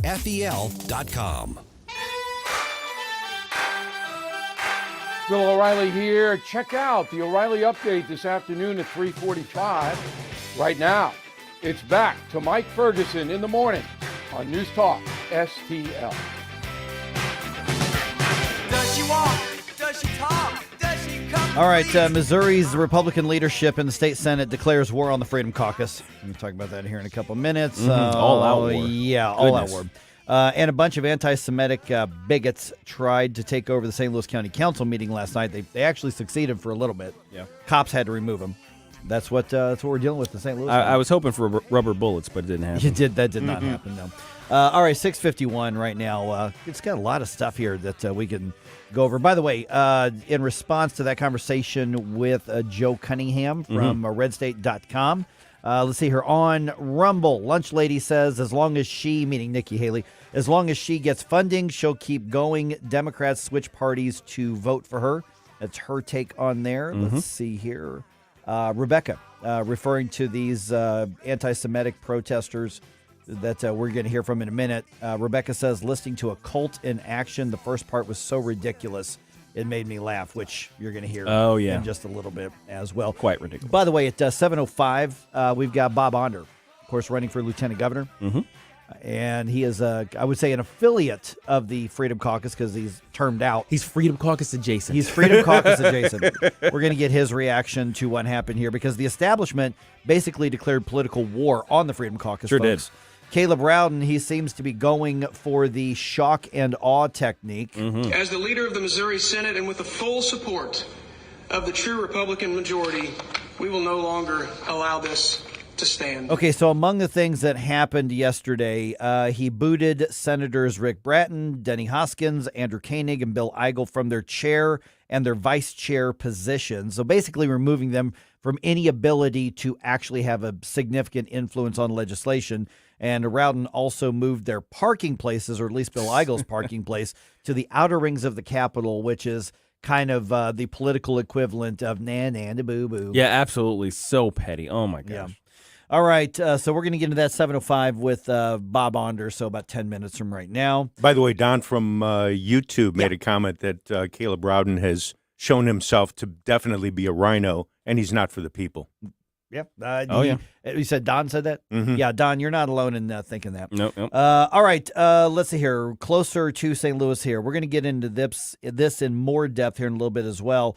But for now, I put together a few of the clips of the pro-Hamas protesters who for a little bit actually took over last night's St. Louis County Council meeting. Sam Page funds genocide in this council co-signs. Madam Chair, excuse me, everybody. So if we want to make sure everybody can speak and we don't clear out this room, I need you all to recognize the decorum of this chamber. From the river to the sea! To the sea! Palestine will be free! Be free! Ceasefire now! Ceasefire now! Ceasefire now! Okay, this is how disgusting these people are. And if you know somebody who was part of this, please tell them that Mike Ferguson from newstalkstl.com believes that they are disgusting people. Yes. Not that I just find their views abhorrent, but I think that they, as people, are gross and disgusting, and I have no respect for you whatsoever. So if you happen to know one of these idiots, please let them know by name that the guy on the radio was talking about him. The anti-Semitic protest, Gabe, happened at the meeting where the council was considering a resolution to recognize International Holocaust Remembrance Day, and these a-holes are chanting from the river to the sea. Yeah, of course they are. And look, the choice of day, the choice of situation to interrupt was not coincidental. No. Right? No. So there it is. And hearing that first chant again, by the way, reminds me of a child throwing a tantrum. Yeah. You know, it's or that group of kids, the group of mean kids who are trying to make fun of you because you take your books home. Right. And, or the villain in a monster movie, that kind of thing. Yeah, they always exactly. do that little ditty on there. Mm-hmm. All right. Donald Trump won the New Hampshire GOP primary. Nikki Haley vowing to fight on. Even though Haley didn't deliver an upset victory in New Hampshire, she's not ending her run for the White House. She told supporters last night that this race is far from over and that she's the last one standing next to Donald Trump. The former president is unhappy about Haley's refusal to quit. He wrote on social media that she is delusional. That's tracks for Trump. Yeah. That sounds right. Trump won with 54% of the vote compared to 43% for Nikki Haley. So that's 11 delegate votes to Trump. Haley picks up another 8. Remember, it takes 270 to secure that nomination. It is Trump 31, Haley 15 at the moment. Okay, quick update here on another story. The former Town and Country police sergeant accused of sexually abusing 2 children turns himself in. Cops were looking for him for about a week. 57-year-old Jordan Fowle surrendered at the Jefferson County Jail on Tuesday. Prosecutors accuse him of abusing 2 children from 2012 to 2023. Fowle retired from the Town and Country Police Department last year. City says none of the alleged abuse happened while he was on duty. And it doesn't matter. Horrible story. Doesn't matter. Horrible Put him story. under the prison. Yeah, so he's in jail. He's there's a hearing next week on where everything stands with his court cases here as well. All right, St. Charles County and some individual municipalities are cracking down on expired temp tags, right? Hey, we just missed Temp Tag Tuesday. That's right. Well, now there's a push to have more traffic stops for that in St. Louis County. Councilman Mark Harder says he's introducing a resolution this week that calls for county police to step up enforcement of expired tags. That, of course, means more traffic stops and an attack on our way of life in St. Louis. Isn't all that going away anyway? Like the next time they buy a Eventually. car, they're going to have to, Yeah. and just charge them the fine then. Just let it clock out. It's my amusement to see how long some of these things are. By the way, the Blues won 4-3 over Calgary Flames last night in Calgary.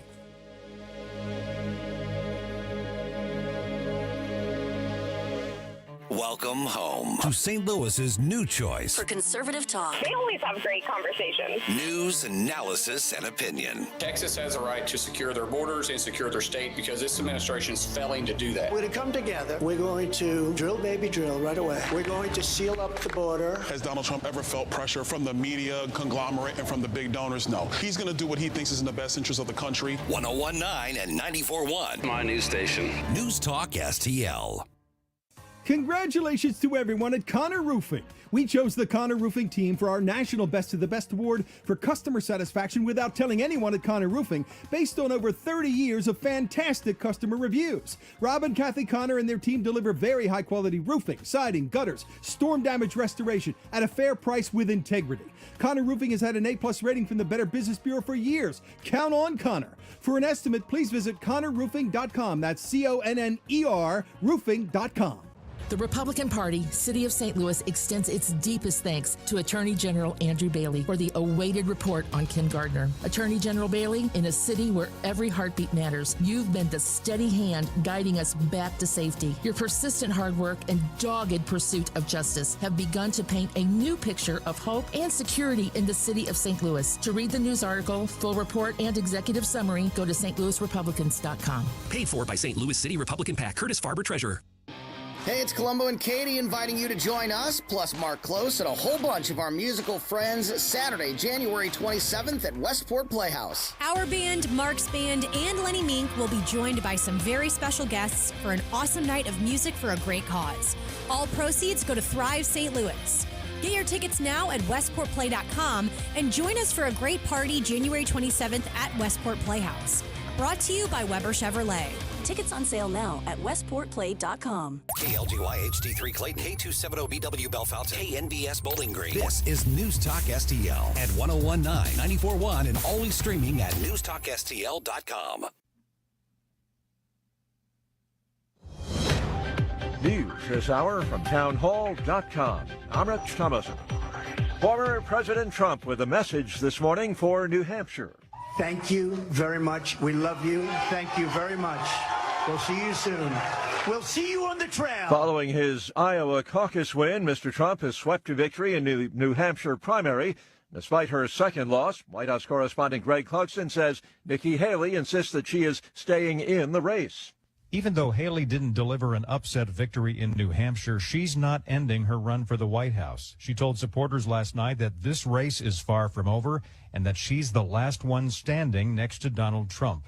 The former president is unhappy about Haley's refusal to quit. He wrote on social media that she is delusional. Mr. Trump also says that Haley got a bit ahead of herself in her speech last night. I did hear Nikki say, and now it's off to South Carolina. Well, I love South Carolina.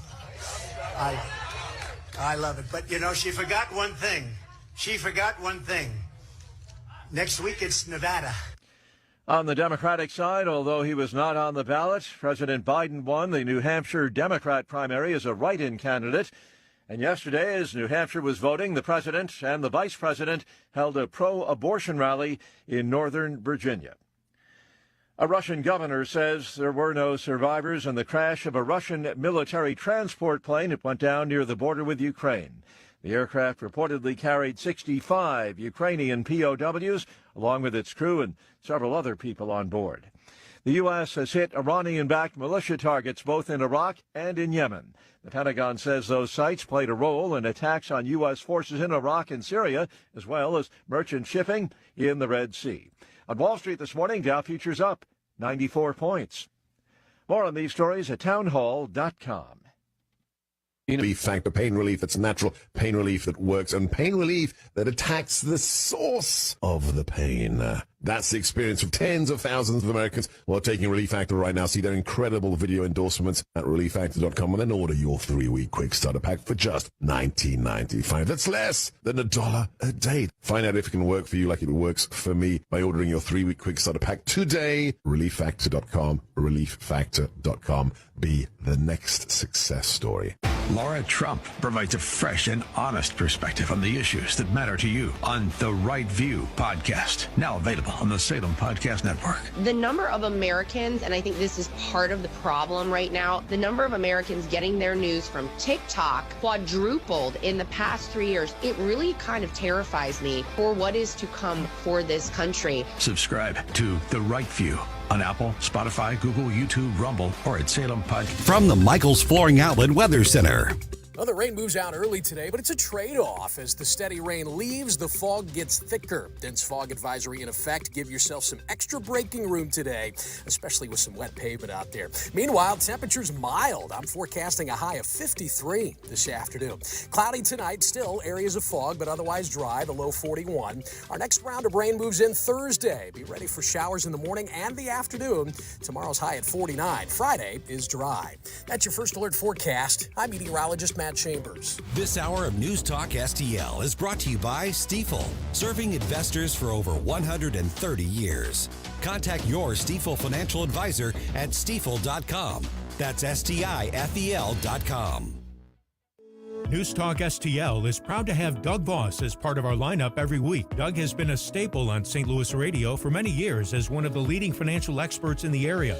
You can hear Doug and Safe Money Radio 3 times every weekend on News Talk STL. And in case you miss anything, you can check it all out at DougVossSafeMoneyRadio.com. What else do our listeners need to know, Doug? Simply put, I focus on helping pre-retirees and retirees build, preserve, and protect retirement assets, and I've been helping my clients solve their insurance and financial needs for the past 33 years. I also strive to educate my clients on how to prepare for retirement, minimize the impact of market volatility on their assets, and deal with the challenges of increased longevity. Call me today at 844-676-SAFE. That's 844-676-7233. Doug Voss is a registered representative. Securities offered through DHL Securities, LLLP, member FINRA and SIPC. This hour of Mike Ferguson in the Morning brought to you by Window World. Simply the best for less. 314-993-1800 or visit windowworld.com. Mike Ferguson. You play ball like a girl! Gabe Pfeiffer. I triple dog dare you! Get up!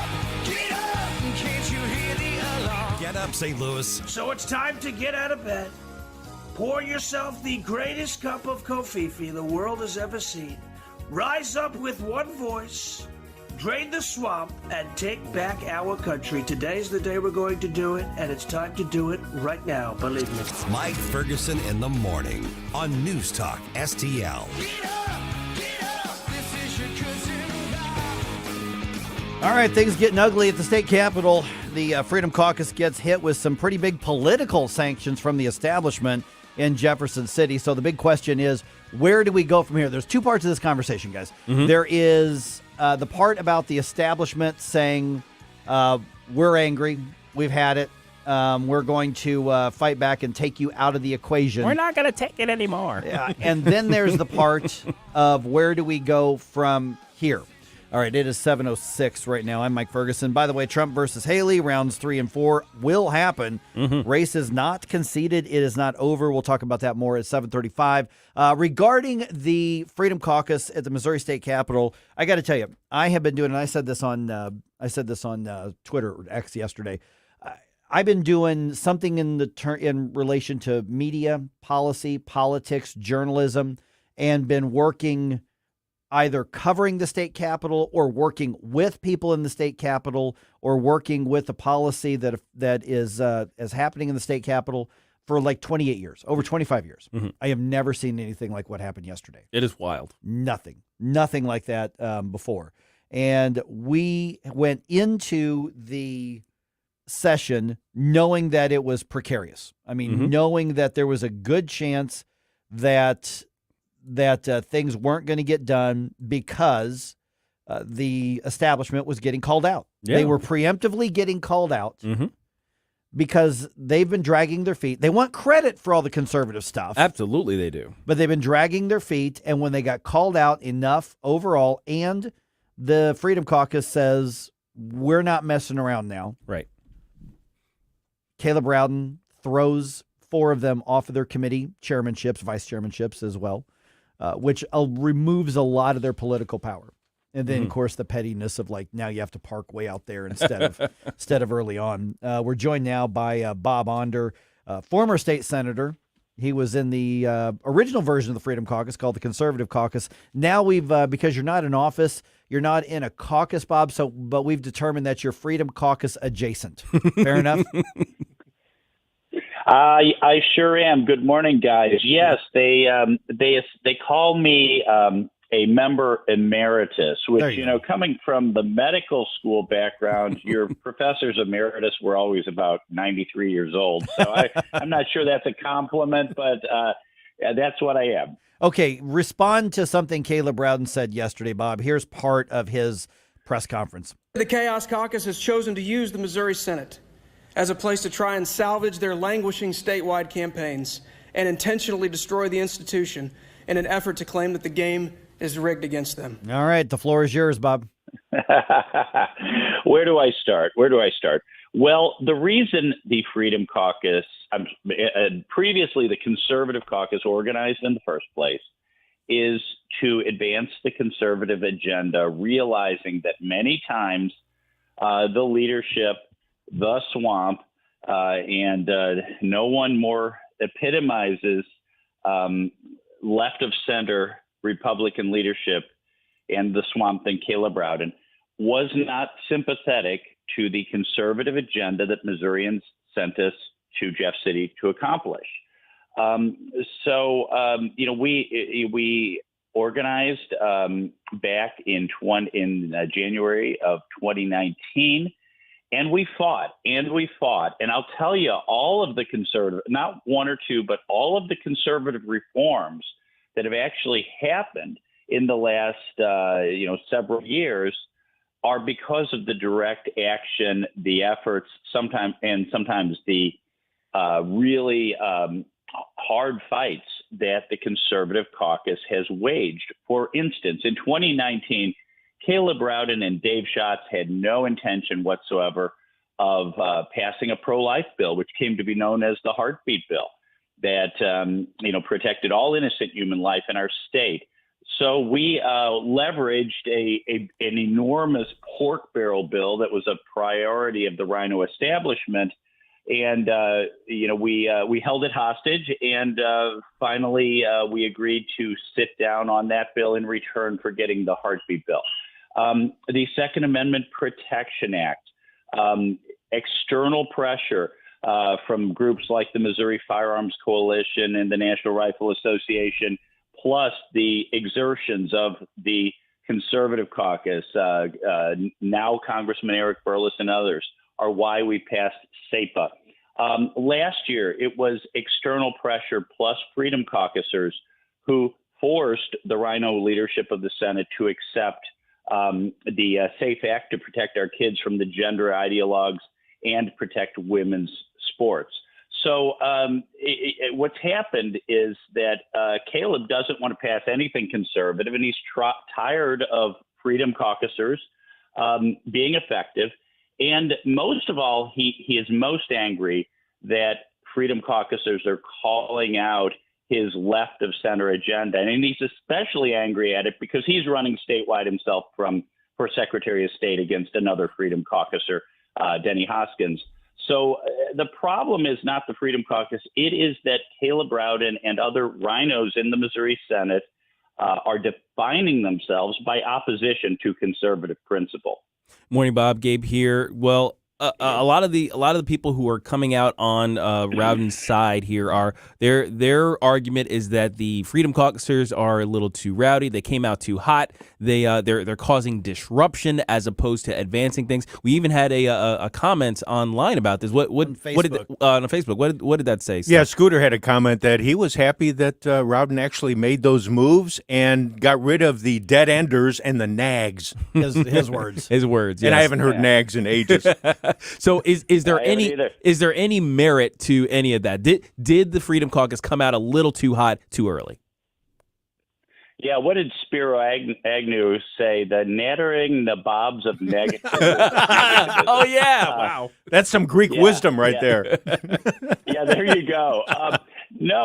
So what happened last week is that the Freedom Caucus realized that all of the joint resolutions, and that's what the bill to fix our broken and left-wing group enabling initiative petition system, though all those bills had none of them had been referred. In other words, Caleb Rowden, as he has done the last several years, was planning on killing initiative petition reform.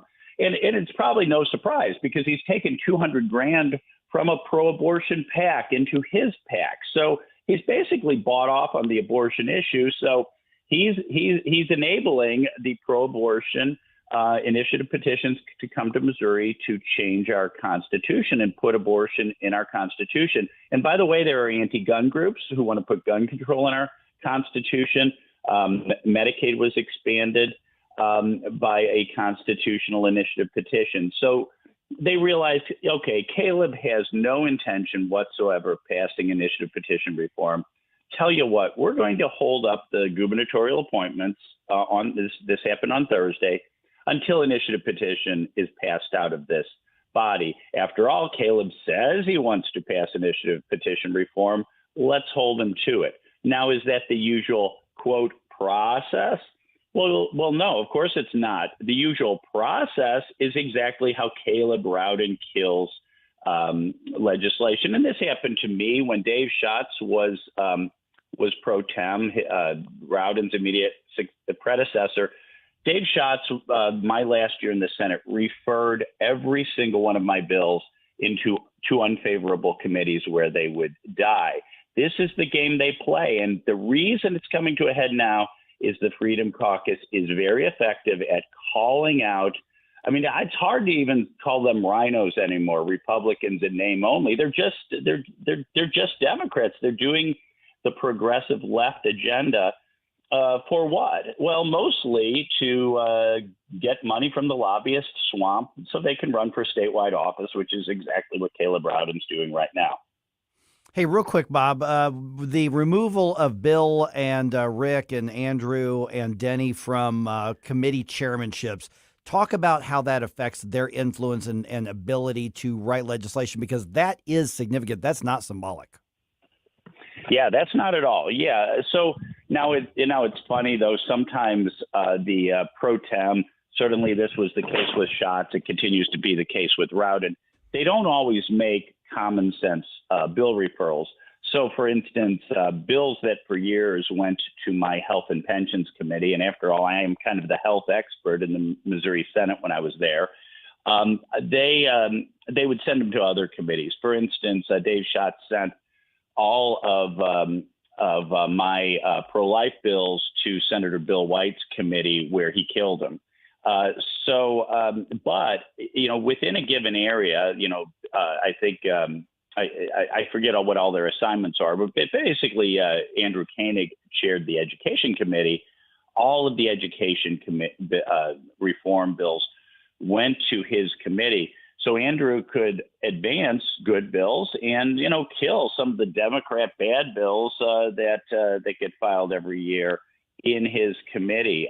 Losing a chairmanship is a really big deal. And also his staff loses. We talked about the pettiness of taking away the parking spot. His staff budget will go down by $10,000. So Caleb Rowden is also cutting those four senators' employees' paychecks too. Hey, Bob, Stalpontikas here. Would you agree with me on this quick statement that Rowden pulled a Pelosi? He definitely pulled a Pelosi. Yeah, Pelosi in D.C., Pelosi was emblematic, but, so is Schumer, but the House Speaker has more power than Schumer. Pelosi was drunk with her own power. She thought she could get away with anything, and by and large, that was true. This is very Pelosi-like behavior on the part of Caleb Rowden.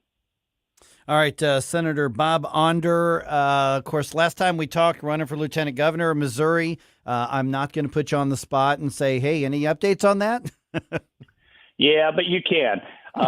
Look, Washington is broken. The Biden has killed our economy, has given us record inflation. Our southern border is porous. I was the number one reformer of illegal immigration in my time in public service. Our healthcare system needs improvement. We've got to push back against wokeness in education. It is Washington, D.C. that's destroying our country.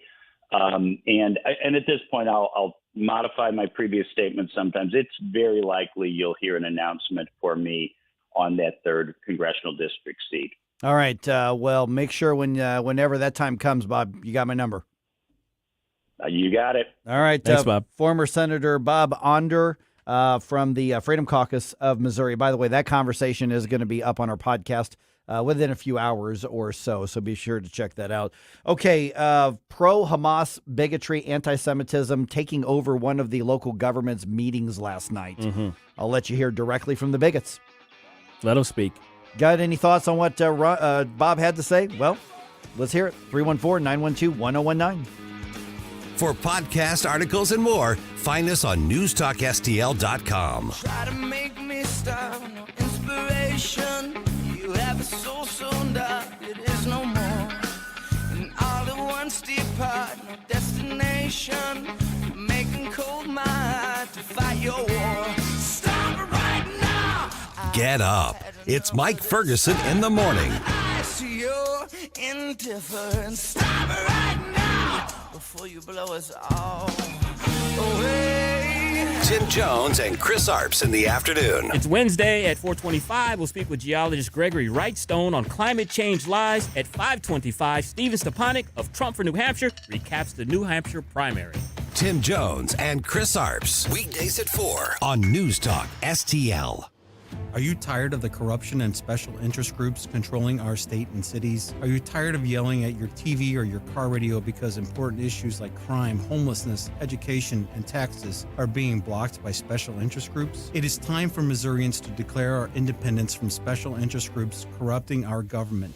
Join the Freedom Principle Mo today, and you can be an integral part of creating the largest statewide member-led organization fighting for America and Missouri First policies. The Freedom Principle Mo is fighting to put the voters back in charge of our government. The Freedom Principle Mo has been a leading voice in Jefferson City, fighting for our police and making our community safer, exposing corruption at the local level and in Jefferson City. It's time to start making our elected officials start listening to us and finally start passing legislation that protects our freedom and protects Missouri's values. Visit our website at freedomprinciplemmo.org and join today and make 2024 the year we get something done. The Vic Porcelli Show. The FAA promotes diversity over safety, wants to hire people with severe intellectual and psychiatric disabilities. Why don't they just hire blind people to be pilots? Well, I've actually said that this is a cost-saving measure because if you hire a schizophrenic pilot, the co-pilot's in his head. So you don't have to hire another guy. That is awesome. Doug Blair. This is your pilot. No, I'm the pilot. No, I'm the pilot. Don't listen to me. Vic Porcelli. Live and local weekday mornings at 9 on News Talk STL. I'm Dr. TJ, owner of the Institute of Natural Health, co-owner of Optimal Nutraceuticals, and the host of Wellness 101. Wellness 101 is designed to cut through the nonsense and provide you common sense, science-based information regarding health and wellness. On the show, we discuss topics like thyroid health, gut health, hormone optimization, and many others. Our show airs Saturdays at 10 a.m. and 2 p.m. and Sundays at 11 a.m. and 3 p.m. right here on News Talk STL. For more information, visit us at inhstl.com. That's inhstl.com. The Democrat Party is going to have to go back toward the center. News, analysis, and opinion. I've never called a talk show before, but this just irked me. 101.9 and 94.1 News Talk STL.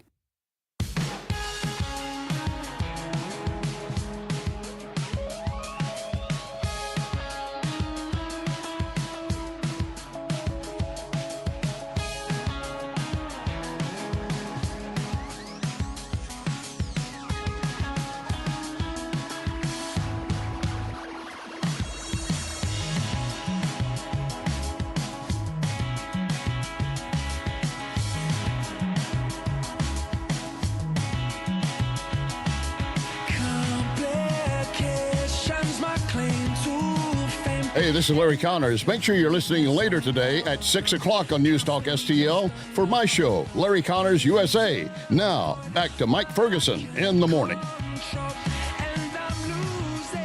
All right, the presidential race continues, and pro-Hamas bigots take over a local government meeting.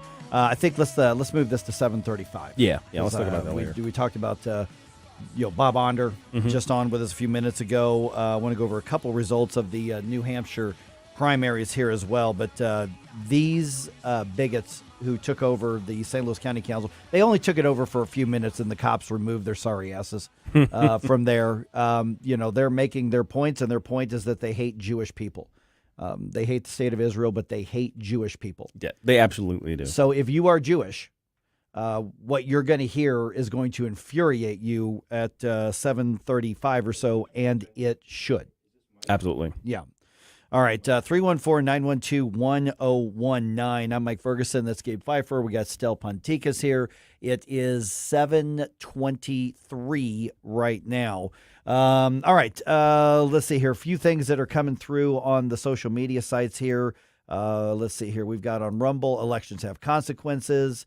Let's see here. What else do we have here is, well, regarding the New Hampshire primaries, Jay Monty, he says, watch the media today. They're going to talk about how Trump barely won and how Biden destroyed everyone.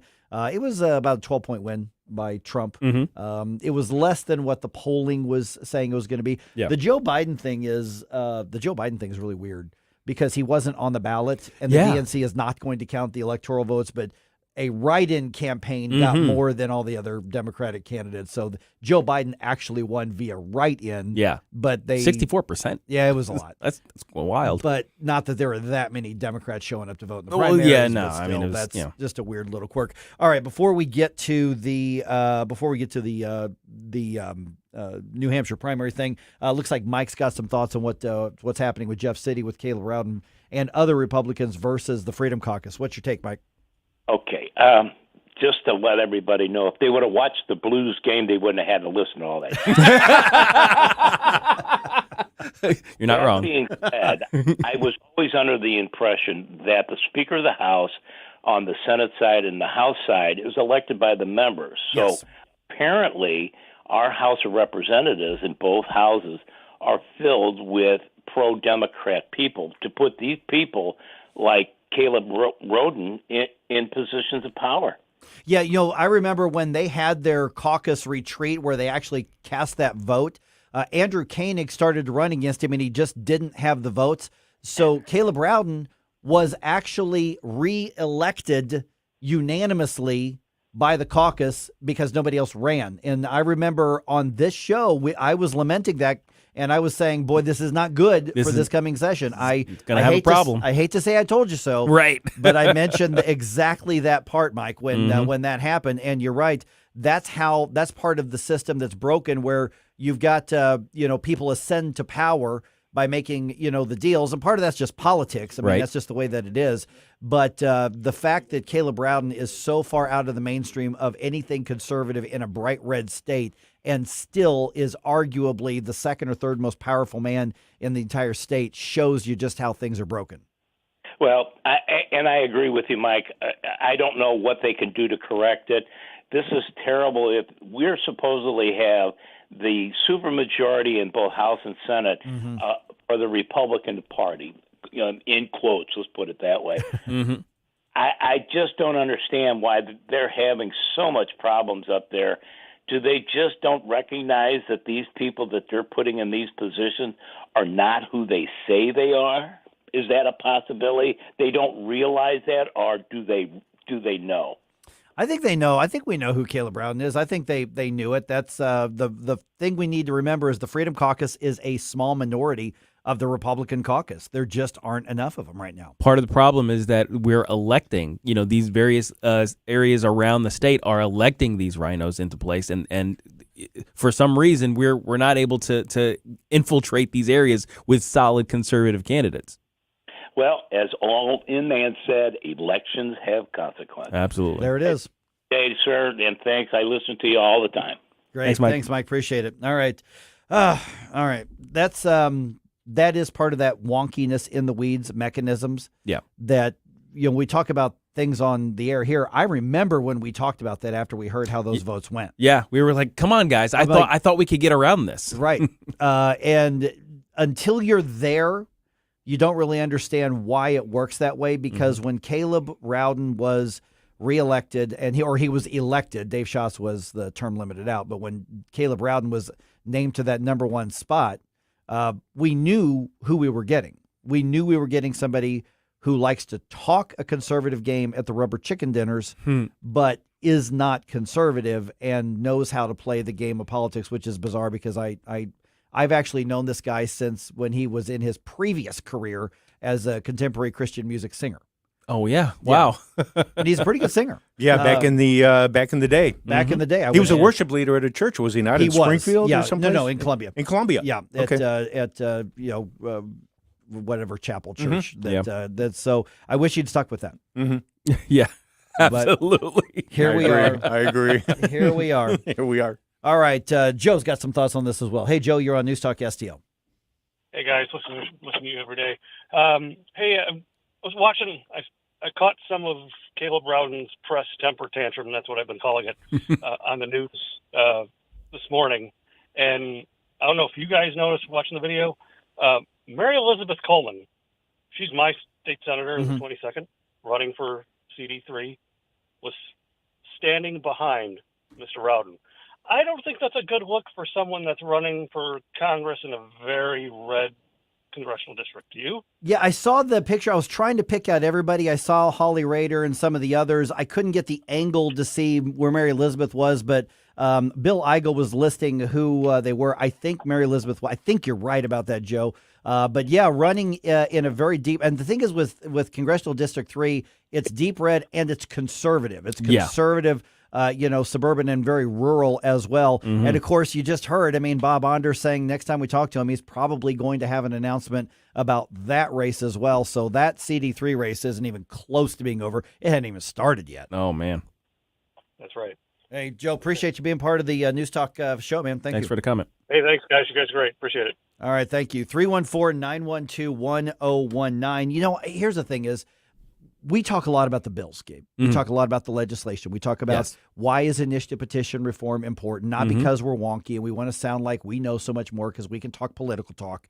It's because we've got people trying to enshrine abortion in the Missouri State Constitution. And if you get enough money, history tells you you've got a good chance of doing it. Right. We've got people who want to put gun control in the Missouri State Constitution because they want to eradicate the Second Amendment and infringe on your freedoms the way Illinois does. Yes.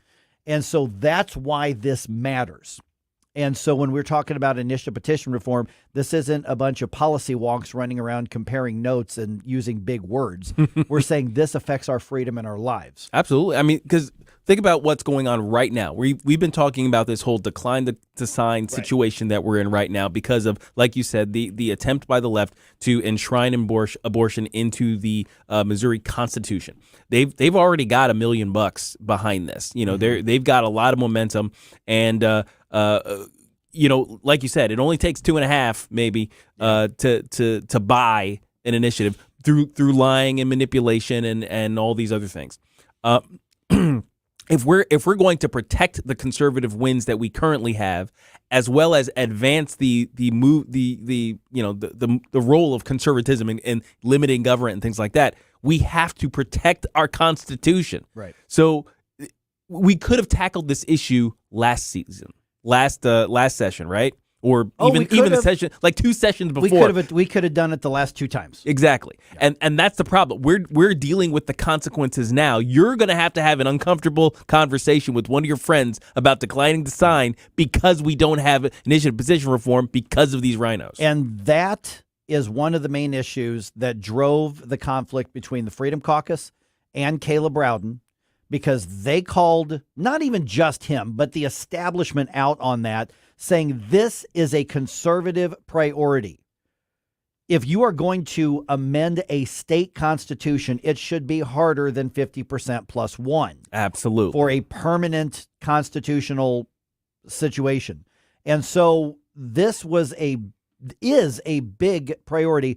Freedom Caucus said, you're going to put this near the top of the list. We're going to get a guarantee that we're going to move on it, or we're going to be a pain in your butt. And they became a pain in the butt, politically speaking. And so Caleb Rowden responds by saying, I'm taking you out of power unilaterally. Yeah, it's wild what's going on right now, but they can't let up. Bill Eigel had a great response earlier on Twitter here about 20-30 minutes ago. It's like a picture of a cat behind a wheel. That would be Toonces from Saturday Night Live. And he's just like looking for a parking spot in the Capitol while trying to ensure freedom. But basically, saying he's not as bothered as I think they wanted him to be by this. He's still going to fight for what needs to happen there in Jeff City. Unfortunately, I have a feeling that Bill and some of the other guys, I think they were very aware what was about to happen. I think they knew this was coming. Mm-hmm. And you have to decide, are you going to dig in and fight, or are you going to roll over and go, okay, fine, I'll go along to get along now. Yeah. I don't. That's not Bill Eigel. That's not his personality. No. 314-912-1019. This is 1019 and 94.1 News Talk STL.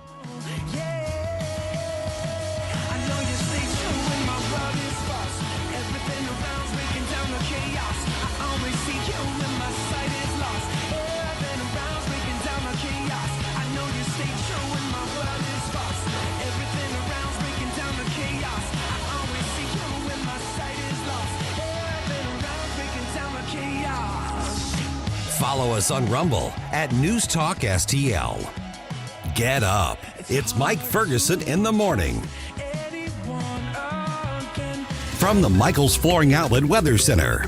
Well, the rain moves out early today, but it's a trade-off. As the steady rain leaves, the fog gets thicker. Dense fog advisory in effect. Give yourself some extra braking room today, especially with some wet pavement out there. Meanwhile, temperatures mild. I'm forecasting a high of 53 this afternoon. Cloudy tonight, still areas of fog, but otherwise dry, the low 41. Our next round of rain moves in Thursday. Be ready for showers in the morning and the afternoon. Tomorrow's high at 49. Friday is dry. That's your first alert forecast. I'm meteorologist Matt Chambers. Ackerman Toyota had a great 2023, so Jay asked me to thank you for all of your support. Loyal customers making Ackerman Toyota number one in St. Louis Toyota sales. Number one out of the 75 Toyota dealers in the region in Camry and Corolla sales. Ackerman has the lowest prices, great selection. Visit Ackerman at Hampton and 44 or online, AckermanToyota.com. Ackerman Toyota, for life. This is Larry Connor's commentary on News Talk STL. When I was a TV news anchor, if our network was carrying Super Bowl, it was great. We promoted it. We talked about it on the air continuously. But if another network on a competing station in town had the game, we ignored it. As if we didn't talk about it, no one would know about the game. Yeah, right. Of course they did, and we looked like idiots by ignoring it. And if we were doing a newscast while the game was underway, we knew nobody's watching this newscast. I wouldn't even be watching it. All this leads up to how the leftist media has, is, and will continue to cover Donald Trump, like the 91 Iowa. CNN let him start his victory speech, then quickly cut away. MSNBC said, not going to show any of the speech. They think, like with local stations and the Super Bowl, if we don't mention it, give it airtime, no one will know that Trump won. And when Trump wins in November, instead of covering the inauguration, I imagine right now some creative minds at the leftist media are putting together a collection of cat videos. Cat videos. No Trump coverage. Get more Larry Connors on Larry Connors USA. Tonight at 6 on News Talk STL. Is your family prepared for the financial burden of losing a loved one? Are you aware of the cost of a funeral? Benjamin Schaefer with Senior Memorial could help you qualify for lifetime permanent final expense insurance coverage with no medical exam required. Just answer a few health questions, and once accepted, your rates never increase. Do you have diabetes? High blood pressure? Have you had a heart attack? A stroke? No problem. Benjamin Schaefer with Senior Memorial can help protect your legacy. Call or text 314-866-8886. That's 314-866-8886. To learn more about permanent lifetime final expense insurance coverage. Benjamin Schaefer with Senior Memorial could help you qualify for immediate coverage by answering just a few health questions. Call or text 314-866-8886. Or learn more at memorialplans.com. That's memorialplans.com. Policies underwritten by Senior Life Insurance Company, Not available in all states. Get charged up on the truth. Power Punch with Larry Behrens. Everyone's talking about the $6 billion Joe Biden sent to Iran just about a month ago. As well they should be. But did you know he has opened up the money flow to Tehran for well over a year? He doesn't want to talk about it, but we will. Power Punch with Larry Behrens. Saturday afternoons at 4 on News Talk STL. Get more Power Punch at powertofuture.com. So many ways to listen to News Talk STL. Enable our Alexa skill. Hello. Hey, Alexa. Yes, I'm listening. Play News Talk STL. Welcome to News Talk STL, conservative talk radio for St. Louis. Hey there, Tim Jones here. Make sure you join me and my buddy Chris Arps this afternoon from 4 until 6 p.m. right here on 101.9, 94.1 News Talk STL. Right now, let's get back to more of Mike Ferguson in the morning.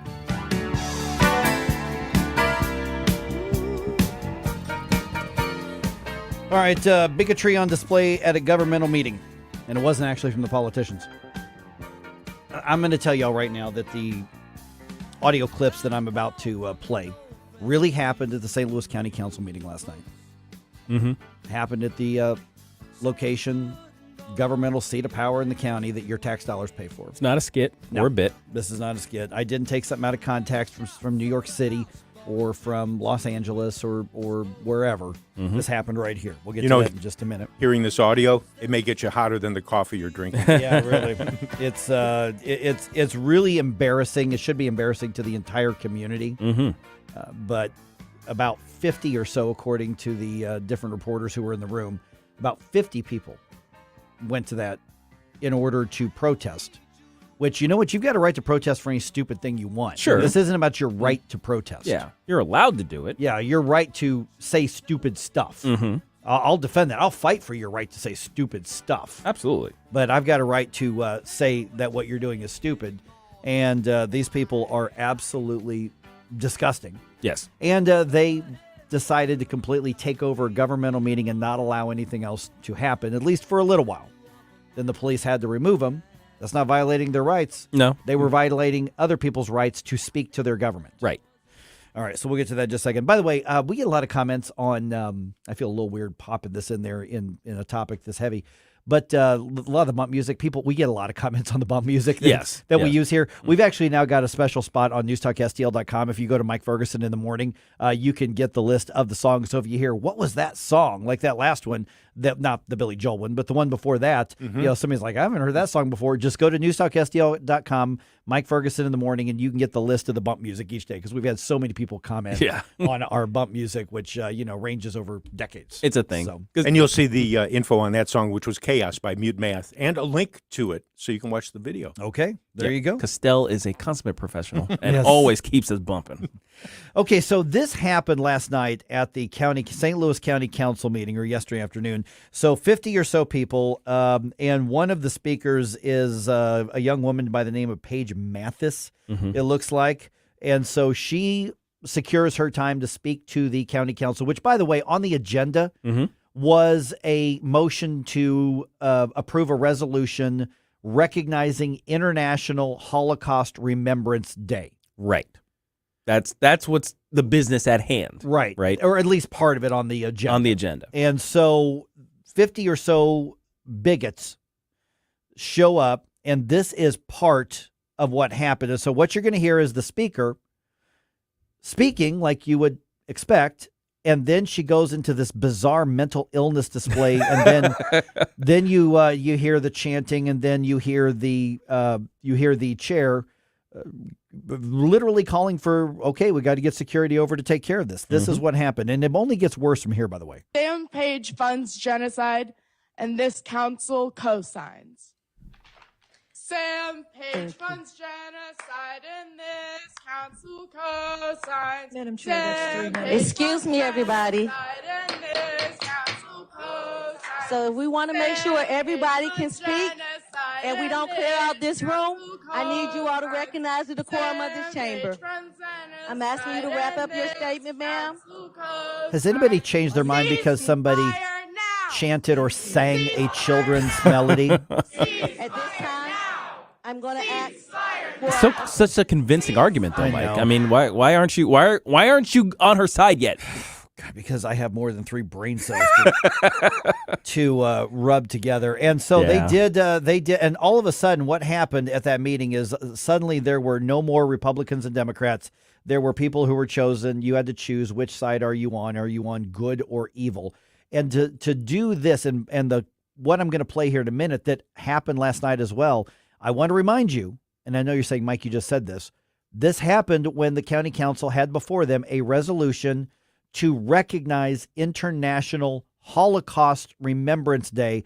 And that's when these people, if you want to call them that, decided to come and make their statements. Yeah, and do it in this way. That's not incidental. No. It's not coincidental. It's not we made a mistake, we picked the wrong day. That was deliberate. It was intentional by any stretch of the imagination. Because after she's doing her children's melody singing thing, then she turns around and leads the dozens of bigots in this chant in the governmental building. And by the way, they're just talking over the top, everybody taking over the governmental process. And it looks like they succeeded for about 15 minutes.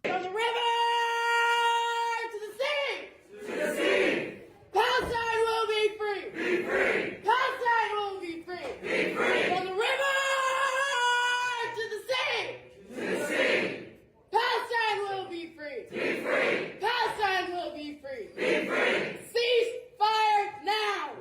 Cease fire now.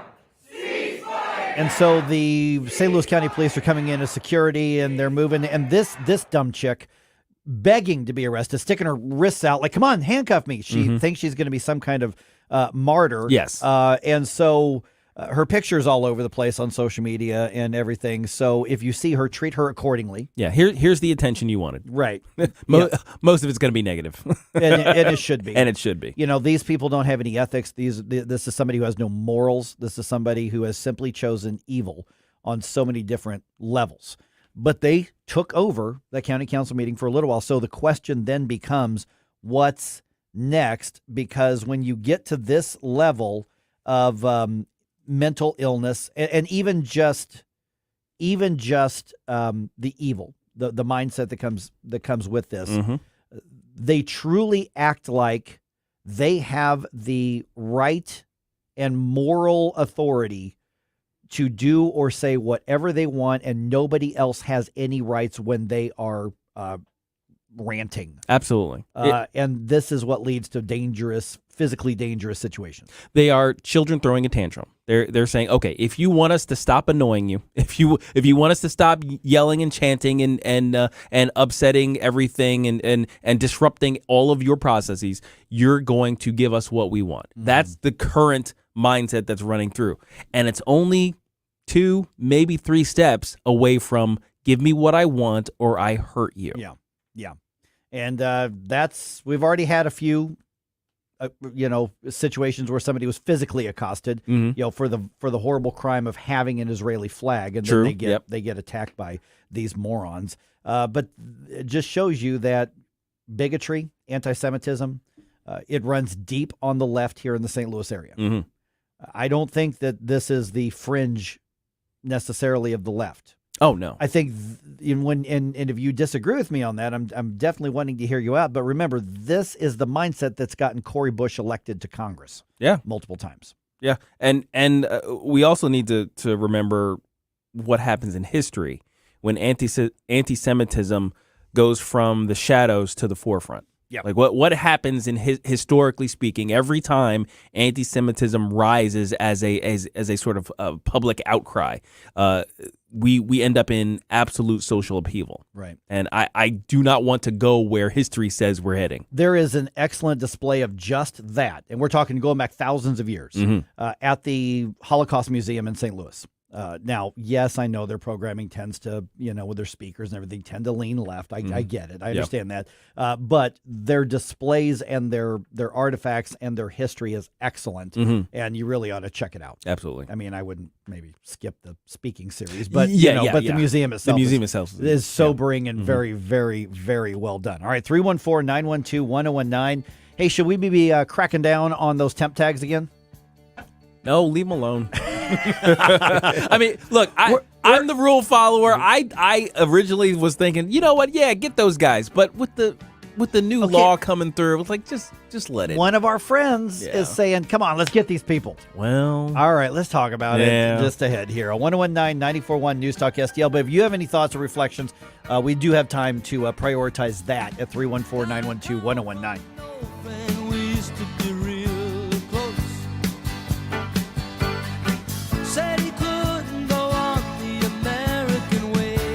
Follow us on Rumble at News Talk STL. Sold a house, bought a ticket to the West Coast. Now he gives them a stand-up routine in LA. Get up. It's Mike Ferguson in the morning.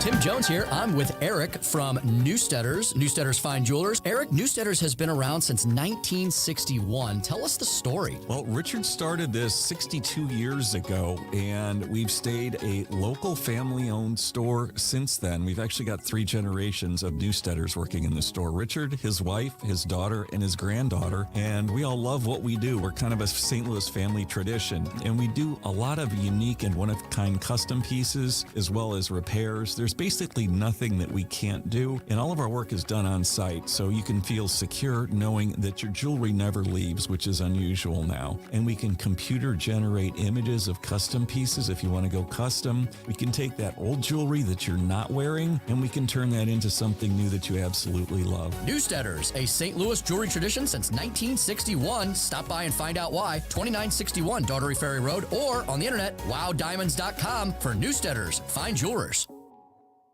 Hello, my name is Chad Clayman with Clayman Group, where you can find us online at claymangroup.com, KLAMEN group.com. Do you have a house that you'd like to sell as is and not deal with the market? Maybe you have a tenant not paying the rent or a house in disrepair and you want a simple solution for your sale? We've been in business for over 88 years and we've helped thousands of people sell their house in as-is condition with no middleman involved. Reach out today at claymangroup.com, KLAMEN group.com, and receive an offer today. Hey guys, Columbo here, reminding you that if you belong to an organization like a school or a church, or your kids are part of a group or a sports team that needs to raise money, there's no better way to do so than with a TJ's Pizza fundraiser. TJ's Pizza has been helping local organizations raise money for over 30 years to the tune of tens of millions of dollars. A local company helping local people, and there's lots of different ways TJ's can help you raise big money fast. Get started now at tjspizza.com. This hour of Mike Ferguson in the morning brought to you by Window World. Simply the best for less. 314-993-1800 or visit windowworld.com.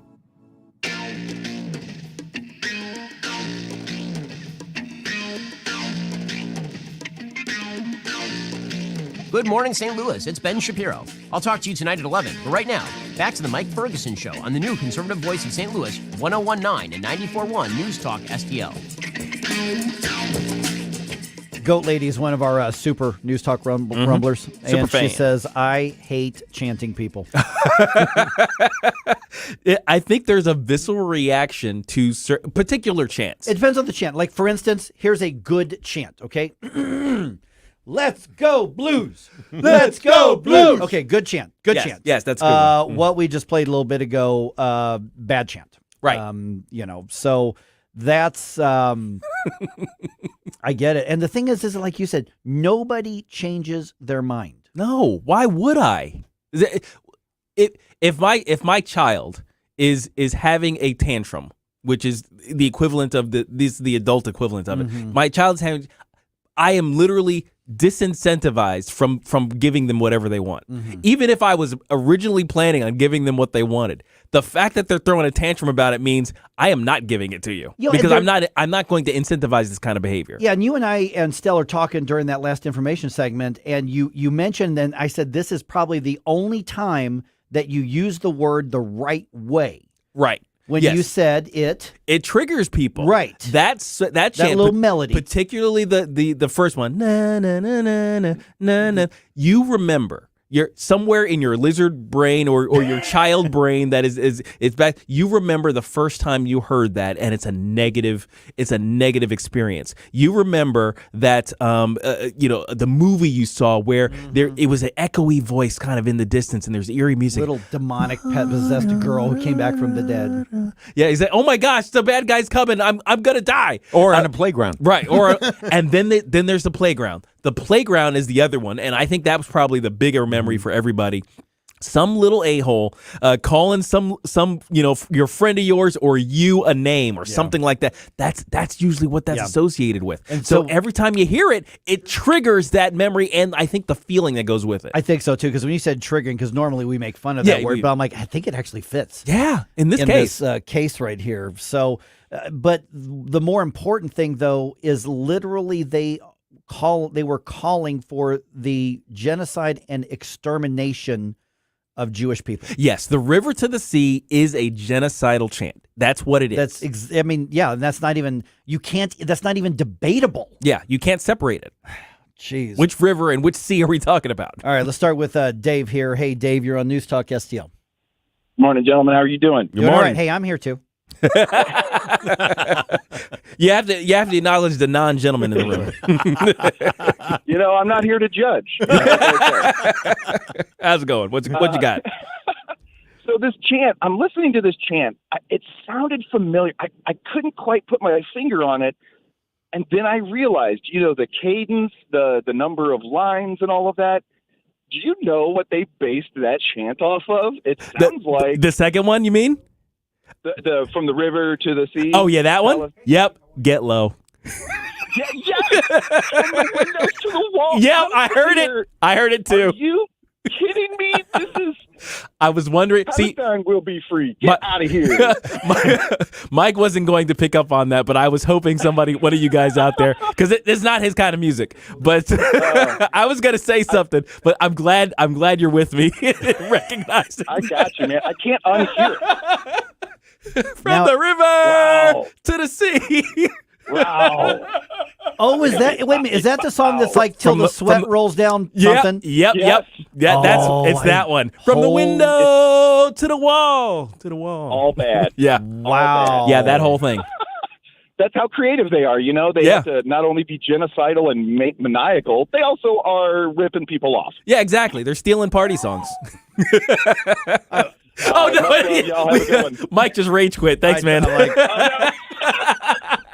Wow. Oh, thanks. Thanks for your call. I would in a million years I would have not picked that up. I would not have done that. All right. Stell, I'm surprised you didn't hear the rap song in that. No? Okay. Anyway. No, you didn't catch it? All right, we got time to talk Steve real quick. I'm not a rapper. Yeah. DJ Stell in the house. In the house. All right, Steve. Hey, Steve, I got about just a little bit over a minute for you. You're on the air. Oh, no problem. Good morning. I full disclosure, I filled up multiple passports traveling in and out of the Middle East for the last 30 years. And I was panning the crowd watching the county council meeting last night. And my guess is that most, if not all, of those people have never been there, never seen the absolute waste of our tax dollars that are going into the affected regions. And I can confirm that most of that money is going into the pockets of a select few and not the people. You cross the border into Israel, and it's like going from crap to Southern California. It's absolutely beautiful. Something's wrong there, and it starts with a complete lack of understanding on the part of these people. I think they just need something to join. They just need to feel like they're part of something. I was looking at that crowd at the county council meeting, and what I saw was not entirely, but a lot of people that probably were not asked to join student government, Greek organizations, or anything like that. They just need to belong to something. And if people's lives get in the way, well, that's just too bad. It's really sad to watch that they would have to disrupt something like that to show their worth. And Steve, it's not even just that they're going to disrupt; it's that they insist on taking over and being forced out, even with the threat of physical force. That is, I mean, to me, if they want to join something, a therapy group would be a good candidate for a lot of these people. That'd be a good start. Yeah, and we were having dinner down in the Loop one night, and there was a big parade of the same folks, I'm sure, coming down Del Mar, and a lot of them were completely covered. They don't want anybody to see their faces, and that's where you lose me. If you're taking up a cause, let people know who you are. And so totally anyhow, I hadn't even had my second cup of coffee, and you guys got me all charged up. Hey, Steve, appreciate it. Anyhow, Thank you so much, good day. Steve. See you You got it. I got an information segment coming up, Steve. Appreciate that. Yeah, thanks, Steve. But that's a great point. I Oh, didn't yeah. even think about that. That you come in and you cover up with the gator things over your face or the scarf or whatever. Mhm. You don't get to use the excuse of, hey, well, I'm worried about COVID at this point. I think. right, yeah. What you have is, I want to threaten and try to intimidate other people, but I don't want the cameras to catch who I am. Mhm. You know that you are on the wrong side of things. All right, we have people commenting on the whole temp tag thing, which I'm going to get. Yeah, to we're gonna here get to. We're gonna get in to just a little bit as well. But AJ Moll, one of the top watchdogs of this anti-Semitism. We actually already have him planned. He's going to be on at 8:05 as well. And then, of course, the Freedom Caucus. They got hit. They got hit hard by the establishment yesterday in Jefferson City. So we got plenty to say about that as well. And it's interesting. We've got people who are saying, hey, wait a minute. Who was standing with Caleb Rowden? Because I want to know that come election time. Yeah. So this is just the beginning. If you thought it was a rift before, just wait till what this is going to turn into.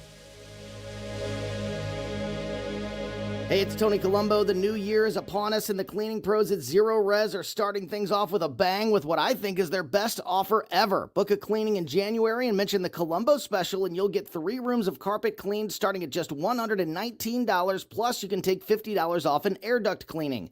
We trust Zero Res with our home, and after you take advantage of this amazing special, you will too. Just remember to mention the Colombo special when you call 314-474-2020 or book online at ZeroResSTL.com. Classic Kicks Country is streaming now. Hear all your new country favorites from the 90s. I should have been a cowboy. Streaming as it happened in the 90s. Classic Kicks. Let's go, girls. Download the Classic Kicks app from the App Store. Online at ClassicKicks.com. I'll go back. Or enable the Classic Kicks skill on Alexa. I love this station. 90s New Country streaming now. KLGY HD3 Clayton, K270BW Bellefonte, KNBS Bowling Green. This is News Talk STL at 1019, 94.1, and always streaming at newstalkstl.com.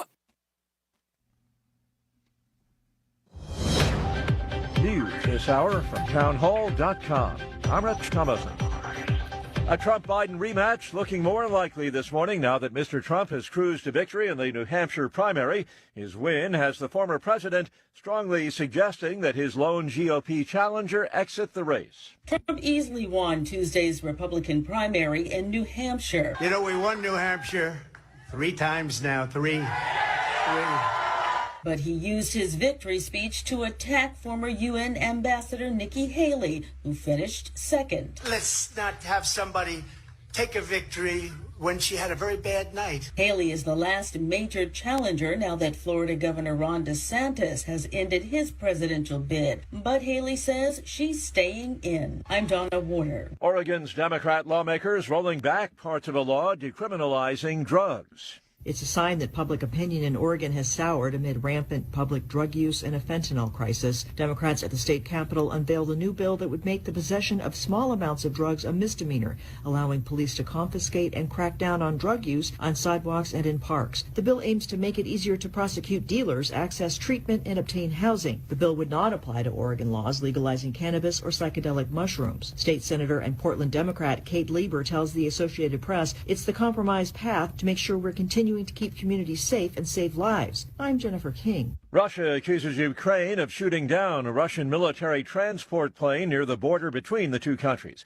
The Russians say 65 Ukrainian POWs were on board, and they were all killed. American airstrikes have taken out more Houthi rebel missiles in Yemen. According to U.S. Central Command, the missiles were destined to target merchant ships in the Red Sea. On Wall Street, Dow futures up 142 points, NASDAQ futures 140 points higher. More on these stories at townhall.com. Retirement Outlook. If your retirement account is mostly stocks or bonds, listen closely. The future of your savings may be more uncertain than ever before. Hi, I'm Paul Stone, CEO of Colonial Metals. The sad truth is, our government continues to eat away at our freedoms and security. In economic times like these, run around the flagpole by lunatics in Washington, I look to the most trusted store of wealth in human history, physical gold and silver that you own. At Colonial Metals, we specialize in helping folks with IRAs and 401ks and other retirement accounts move their savings into physical gold and silver. If you'd like a free gold investment kit, give us a call today at 820-800-8000. My team is standing by ready to rush a free gold investment kit to you. You may also qualify for $7,500 in free silver and a free safe. Call 820-800-8000 now. That's 820-800-8000. Colonial Metals is not a financial advisor. Consult with your advisor before investing. That's From the Michaels Flooring Outlet Weather Center. Well, the rain moves out early today, but it's a trade-off. As the steady rain leaves, the fog gets thicker. Dense fog advisory in effect. Give yourself some extra braking room today, especially with some wet pavement out there. Meanwhile, temperatures mild. I'm forecasting a high of 53 this afternoon. Cloudy tonight, still areas of fog, but otherwise dry, the low 41. Our next round of rain moves in Thursday. Be ready for showers in the morning and the afternoon. Tomorrow's high at 49. Friday is dry. That's your first alert forecast. I'm meteorologist Matt Chambers. This hour of News Talk STL brought to you by Chris Cooper and Serenity Wealth Management. Discover little-known strategies that could be the difference between choosing the care you deserve or having someone else decide it for you. Get a free copy of Chris's book at serenityltc.com. Investment advisory services offered through OWLFI LLC, a SEC registered investment advisor. Insurance and education services offered through Serenity Wealth Management. Are you or someone you know providing or managing care for a loved one today? Did you know there could be more cost-efficient solutions for funding long-term care, even those currently living in a skilled care facility today? Financial strategist and long-term care specialist Chris Cooper of Serenity Wealth Management can show you tax-efficient strategies available to help your family manage care concerns, whether planning for the future or managing care for a loved one today. Solutions exist to provide the financial peace of mind you deserve. Hi, I'm Chris Cooper, and I'd love to send you a free copy of my new book, A CPA's Guide to Tax-Free Strategies for Long-Term Care. You'll learn about strategies to empower you and your family, protect your savings, and make sure your loved ones get the quality of care they deserve. Request your free copy of Chris's book by visiting serenityltc.com. That's serenityltc.com. Mike Ferguson. We the people. Gabe Pfeiffer. It's not rocket science. Rocket science. Get up, can't you hear the alarm? Get up. Mike Ferguson in the morning on News Talk STL.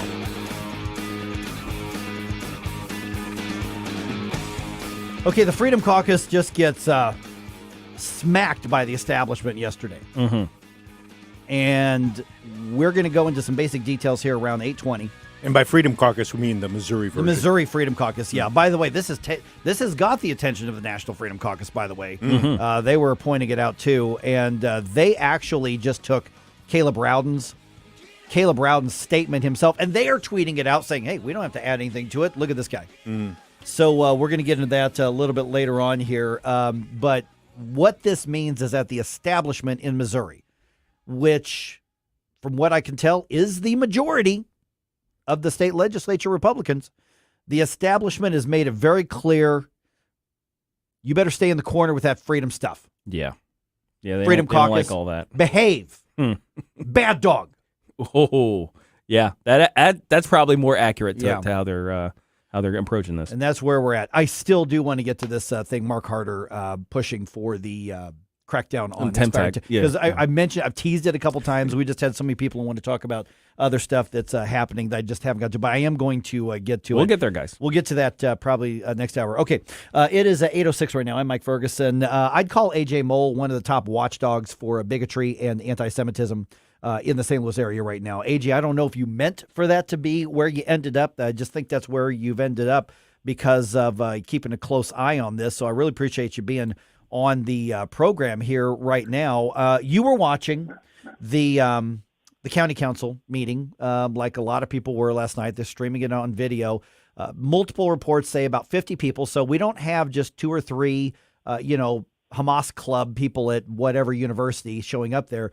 This was a large coordinated protest, which they can say what they want to say. But AJ, when you are there watching and you're hearing people say from the river to the sea, and they're yelling this and they're chanting this, what's your gut reaction? How does that actually feel to you when you see that? Well, when they say from the river to the sea, what they're talking about is the Jordan River to the Mediterranean Sea. And guess what country? The whole thing is Israel. So they're calling on for the complete destruction and genocide of the Jewish people. They don't want Jews to live there. By contrast, Israel is one of the only states in the Middle East where Arab Israelis have full rights. There's even an Arab Israeli on the Supreme Court of Israel. Good morning, AJ. Gabe here. So what do you make of this rise in anti-Semitism across the region, across the country? It seems to me to be reminiscent of a lot of historical periods where this sort of thing portends really, really bad social and political upheaval in the future. Is that one of your fears as well? Not so much. At first, when Hamas attacked Israel, there was a little bit of uneasiness with this rise in anti-Semitism across the country.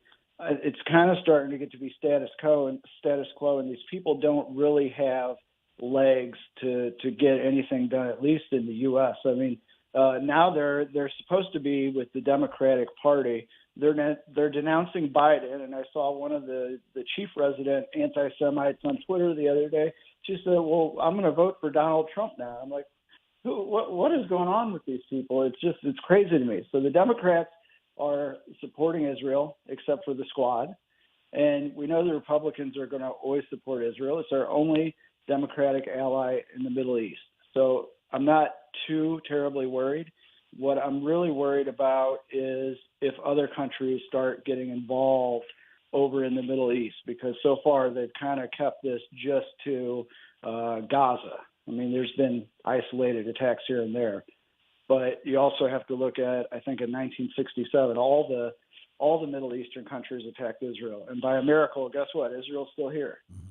Hey, AJ, let me talk a little bit about this sort of mindset. I mean, it's easy for us to dismiss this as just this fringe bigotry that is attached in this case right now to the far left. Although, let's be honest, we've had some issues with it on the right from time to time as well. But right now it's coming from the left. It's coming from the far left. I'm really hesitant to try to buy into that this is a fringe group. They don't really, represent the far left. I don't think it represents the mainstream left necessarily, but I think it represents more of the left than they are willing to admit, because if it didn't, then Cori Bush doesn't beat Lacey Clay. Cori Bush doesn't get reelected. Cori Bush doesn't feel the empowerment to treat her Jewish constituents the way that she actually does. And so when you have this many people, there could be just a bunch of stupid college kids who are showing up. But I think we should be taking note of the numbers that we're seeing on this and asking ourselves, what's next right here in the St. Louis area? Right. And what enabled Cori Bush to win is the majority of Jewish people here in St. Louis are on the left. Not crazy progressives, but it's been traditional that Jewish people vote Democrat. And they have awakened, and they are still going to vote Democrat, but they're going to pick Wesley Bell. And as a guy who lives in Ann Wagner's district who leans very far to the right, guess what? I'm going to go knock doors down in North County. I'm happy to do it for Wesley Bell. AJ, you mentioned even before that at least one person said that they're switching their vote to Trump and going that far with it because of the rise in anti-Semitism on the left. Do you see that as a wider move that may be happening among Jewish constituency? I know that Oh, no. No. What I said is I'm watching the anti-Semites, these pro-Hamas sympathizers, and the chief one around St. Louis denounces Biden, says we can't vote for this guy, and says we're going to vote for Trump. Oh, I see. That's weird. Okay. Is that crazy? That's wild. Don't you remember what Trump did? I mean, It's like, okay. he's going to secure our borders. It's like, all right, well, I'll take it, I guess. But Yeah, I guess, why not? but to I guess to putting that aside, the issue I did want to ask about is there going to be I guess I'll say slow movement of Jewish constituencies away from Democrats because of this rising No, anti-Semitism? I don't believe so, and it's not because of this issue. I think the major issue that these Jewish people have with getting on board is social issues. Mm-hmm. So All right. they might be in favor of the GOP when it comes to their stance on Israel.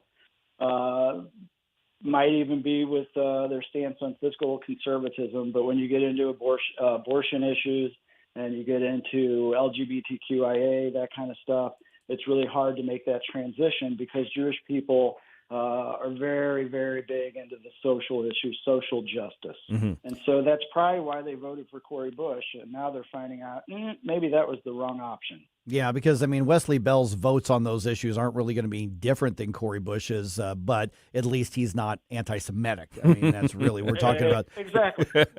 We're visiting with AJ Moll right now, and AJ and I want to get away as much as we can from the whole partisan aspect of this. I mean, when I'm playing these sound bites from this meeting, this should be revolting on a guttural level to absolutely everybody, but I'm realistic enough to know that there are people who are listening who think of it as, well, those silly college kids are doing a protest again, and not realizing this is the type of thinking that leads to violence, that leads to, occupations, that leads to far more trouble and headaches that eventually put people in conflict to, frankly, just defend their rights. Well, and let me bring something up really quick because I think a lot of people forgot this, and I was so wrapped up in October 7th that, I watched the county council, what they're doing. I missed this.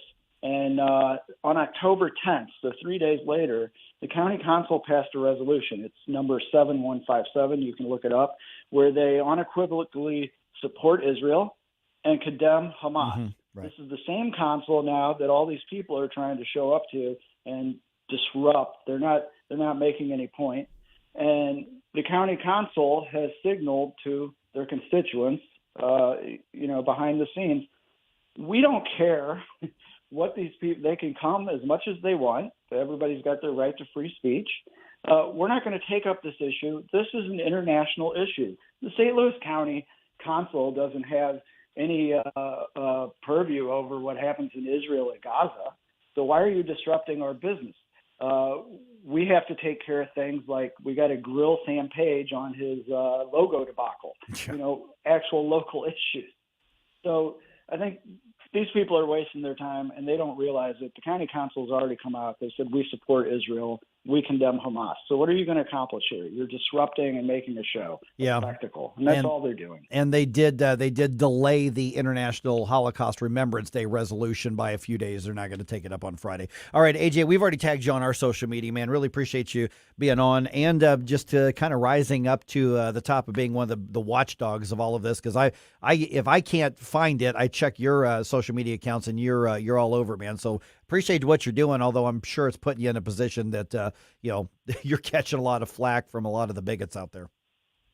Oh, you wouldn't believe my instant messages, and somebody took my photo from Instagram and they superimposed some interesting things. Mm-hmm. Well, like whatever. The last time somebody did this, they said, you suck or whatever. I donated to Israel in their honor. There you go. All right, AJ Moll. Check him out on Twitter, X, Facebook, all the others. We've tagged you out there. Hey, AJ, good talking to you again. Thanks so much. Thanks, AJ. Okay, thanks for having me on. Take care. All right, Freedom Caucus getting hit by the establishment yesterday. Also, New Hampshire, the primary came and went there. Get you the results, including the delegate count. I think so many people are caught up with what percentage did Donald Trump win by. That let's add up the delegates and say, here's where we actually are with this whole thing. And a little bit later on today, temp tags. One St. Louis County politician says, we got to crack down on this here, too. St. Charles is doing it. We'll do it here as well. We'll get that conversation going still ahead here on 101.9 94.1 News Talk STL. I have had enough of this. Like and subscribe to us on Rumble. News Talk STL. Before you blow us all away. Mike Ferguson in the morning. Get up, can't you hear the alarm? Get up, this is your cousin car. Get up.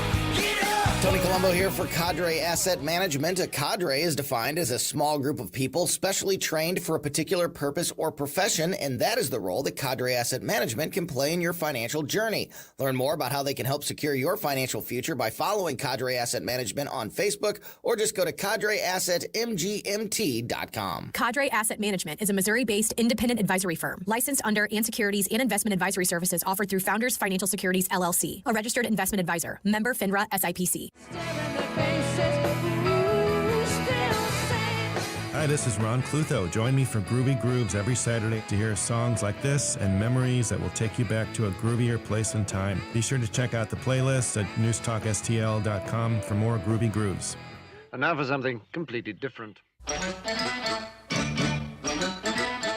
Groovy Grooves with Ron Clutho, Saturday nights at 10 on News Talk STL. How'd you like to eliminate your expensive cable bill forever or get new satellite internet where cable can't go? Well, now you can have affordable satellite internet service for a few dollars a day. All you need is a mini satellite installed, and you can have unlimited internet connections wirelessly in your home or office. And no cable boxes means unlimited connections and no clutter. You can surf the internet or stream any of your favorite television services with no cable. And the best part is, satellite internet service costs only a few dollars a day for your entire home. Yes, fast internet to surf or stream television for a few bucks a day. Call now for free details and learn how to drop your expensive cable bill. 800-696-2871. 800-696-2871. 800-696-2871.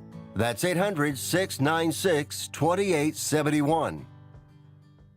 Colombo and Katie. Dr. Bob Onder. I think there are different lessons to be taken away from each race. I would say about political campaigns, it's important to remember, although it would seem sometimes the times are with you, the issues are with you, the state of affairs are with you. Sometimes winning elections is about simple blocking and tackling, fundraising, getting out the vote. Tony Colombo, Katie Fitzpatrick. Weekdays at 2 on News Talk STL. You can't buy a best friend. You can love them, walk them, pet them, and care for them, whether they want you to or not. You can take a picture or 50. You can fly to the moon, travel the world, or just stay in bed. You can't buy a best friend like that, but you can adopt one. There are millions of pets waiting for a best friend just like you. Help us save them all at bestfriends.org. Live and local. Well, here's what's on my mind. I think I got the solution to immigration. News Talk STL. News, analysis, opinion. Hey everyone, this is State Senator Nick Schroer. I am the host of Stand and Fight every Sunday night. Tune in to us at 8 p.m. Right now, let's hear more of Mike Ferguson in the Morning Show here on News Talk STL. Come on, everybody. We're gonna have a good time. Okay, whole bunch of stuff we're going to dump on you with the news headlines. Let's just get caught up on a lot of stuff here. Donald Trump gets a second win in the presidential race, but the nomination campaign apparently is going to continue. I actually don't have a problem with that. I really don't. 2 states out of 50 have voted. Right. Well, we'll talk about that here in just a little bit as well. Missouri's GOP leadership, a.k.a. the establishment in the state Senate, declares war on the Freedom Caucus. Yeah, Sure we do. got a lot to say about that. So I've got an update on it for you here in a minute. We're going to go into more depth in about 10 minutes. And 314-912-1019. Love to get your thoughts on this. We've actually had comments on both sides of that conflict there. And a bunch of anti-Semitic bigots took over the St. Louis County Council meeting last night for just a short time. The cops actually had to remove them. Yeah. And by the way, that conversation that we just had with AJ Moll, that's going to be up on our podcast platform a little bit later on this morning as well. It is 8:22. Gabe's here, Stell's here. I want to make sure I was completely accurate right there at 8:22 as well. Jeffrey, it's Ferguson Central Time. That's right. Ferguson Standard Time. That's right. Ferguson Standard Time. There you go. Okay, so the establishment basically declares political war on the Freedom Caucus in Missouri. Senate Leader Caleb Rowden seems to be going for the proverbial shock and awe tactic. As the leader of the Missouri Senate and with the full support of the true Republican majority, we will no longer allow this to stand. Okay, so The true Republican majority. Yeah. That's how this is going to get. That's how this is going to get framed, guys. You've got Freedom Caucus, easy to remember, good branding, positive words, freedom, and so now what you've got is the establishment that wants to kind of, I guess, we're going to have our own brand. We're the true Republicans, Right, and they're the Chaos Caucus. Caleb did try to call them the Chaos Caucus. Yeah, Yep. I'll play that at 8:35. All right. I'm going to do that as well. So here's what happened: is Caleb Rowden unilaterally, which he has the authority to do under the Senate rules, he kicked Rick Bratton, Denny Hoskins, Andrew Koenig, and Bill Eigel from their chairman and their vice chairman positions on key committees. Basically, he removed them from almost any ability to shape actual legislation, is what he did. He also even moved their parking places to the outer rings of the Capitol where the lawmakers park. That's just petty. So petty. Silly. All right, so more on this at 8:35, 314-912-1019. Okay, so I did not play these clips while we were talking to AJ Moll just a few minutes ago, but here's a sample of 3 different things that happened at that county council meeting last night. Over the course of about 15 minutes, some pro-Hamas protesters took over the county council meeting in St. Louis County, and here's part of what happened. Them page funds genocide in this council co-signs. Madam Chair, excuse me, everybody.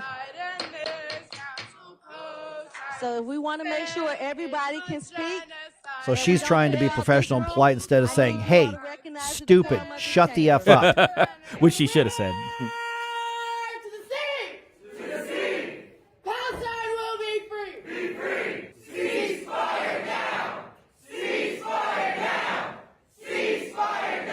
And of course, that anti-Semitic protest, because from the river to the sea, remember that literally is a call for genocide of Jewish people. Right. It is for the destruction of the state of Israel. Because in between the river and the sea is Israel. And even those on the left, unless you are a really stupid college student who's protesting and getting caught up in it, you know this. Yes. You know this. Now, it is possible that these people who are propagating just such this evil, vile mindset, maybe they really are that stupid. Yeah. But that's not an excuse. But they're definitely evil. By the way, that anti-Semitic protest happened on the same meeting where on the agenda was a resolution, pretty routine, to recognize International Holocaust Remembrance Day, and they decided to do From the River to the Sea when they were going to look at an International Holocaust Remembrance Day. So disgusting. I actually caught some of the commentary prior, and I think she was going on some weird anti-Holocaust diatribe just prior to starting the chant. Amazing. Oh, of course. Yeah, amazing. And if it's difficult for you to even understand or relate to their headspace, congratulations, that means you're a decent human being. Yes, absolutely. Yeah, if you can't wrap your head around what they're doing, it's because you're, moral. Better than them. You're better than them. Yeah. All right, Donald Trump won the New Hampshire GOP primary. Nikki Haley vowing to fight on, though. Even though Haley didn't deliver an upset victory in New Hampshire, she's not ending her run for the White House. She told supporters last night that this race is far from over and that she's the last one standing next to Donald Trump. The former president is unhappy about Haley's refusal to quit. He wrote on social media that she is delusional. And that's Greg Clugston from townhall.com. All right, it was 54% of the vote for Trump, 43% for Nikki Haley. So delegate-wise, which, by the way, that's what matters, are the delegates in these things. So Trump picks up a total of 11. Nikki Haley picks up 8. It takes 270 to secure that Republican nomination. As of right now, the scoreboard is Trump 31 and Haley 15. Is it I thought 270 was the general. I think it's like 1,200. Oh, 1,200 something. Yeah, something that's on right. yeah. 270 for the is primary. the general. Yeah. Yeah. So 1,200 and whatever. So yeah, we're talking literally 46. Yeah. Of the 1,200 and whatever. Yes, exactly. Out there as well. Okay. Some other local news things. This is an update, and this is so disturbing here. So disturbing. Former Town and Country Police Sergeant who's accused of sexually abusing 2 children turns himself in. We told you about this last week. Yeah. That this guy was basically on the run. He retired from the Town and Country Police Department, and then these investigations and allegations came, and they couldn't find him. Mm-hmm. And let me tell you something. Cops are a tight-knit group. They generally know how to get a hold of each other, and this guy was nowhere to be found, but he showed up last night at the Jefferson County Jail to turn himself in. 57-year-old Jordan Fowle, Fowle, surrendered at the Jefferson County Jail on Tuesday. Prosecutors accuse him of abusing 2 children from 2012 all the way up through 2013. 2023. Oh, I'm sorry, 2023. Yeah. Last year. 11 years. 11-year abuse is what he's accused of. I always choose my words carefully. Yes. Fowle retired, like I said, from Town and Country Police Department last year. The city says none of the alleged abuse happened while he was on duty. Yeah. So there's a court hearing on the 29th regarding his bond and his in custody status and all of that sort of thing as well. Okay, let's talk about this a little bit later because, man, I just mentioned it and people are commenting already on this. St. Charles County and some individual municipalities are cracking down on the expired temp tags. We've talked about that before. Yeah. We talked about what's the special day of the week still? Oh, it's Temp Tag Tuesday. Temp Tag Tuesday, there it is. In Ferguson, I believe. Yep, that's where they were doing it. And St. Charles County puts out a kind of a bounty, a snitch line. If you see something, say something on those temp tags. Yep. So now there's a push to have more of those traffic stops in St. Louis County. Councilman Mark Harder, good friend of this radio station. I tease him a little bit about this. He says he's introducing a resolution this week. It'll be at Friday's meeting that calls for county police to step up enforcement of expired tags. And that, of course, means more traffic stops. Yeah, see, I don't like this particular push for it. I mean, look, I think among us in the room, I was probably the most bothered by temp tags. Yeah. And I was like, you know what? Just pay your dang taxes. But because I had mostly because I had to, not because I agree with taxes. I don't think they should exist in the first place. But but I paid it, so you should pay it too. I'm a rule follower. But the thing is, because of the change to the law, which is going to require that you pay your sales taxes up front when you purchase a vehicle. Correct. That's coming into effect like next year. I think that goes fully into effect next year. Yeah. So the thing is, eventually, the people with the temp tags, even if they hold out all the way till they need another car in 3 years or whatever, they're going to have to pay this back. So why engage the cops in it now? This is just a waiting game that you're eventually going to win. Time is on your side. Okay, let's open the Pandora's box around 8:50. Okay. You ready for this? Yeah, all right. Because there's a few comments I haven't had a chance to read yet. Okay. On this, definitely. All right, the Blues started their road trip off the right way, a 4-3 win over Calgary. And Stella, as you were pointing out, that was a come-from-behind win, which we haven't seen a lot of from the Blues this year. 2 goals in the third period, and so they wind up with that win. And then they go on to Vancouver tonight. So back-to-back. Game last night, game tonight.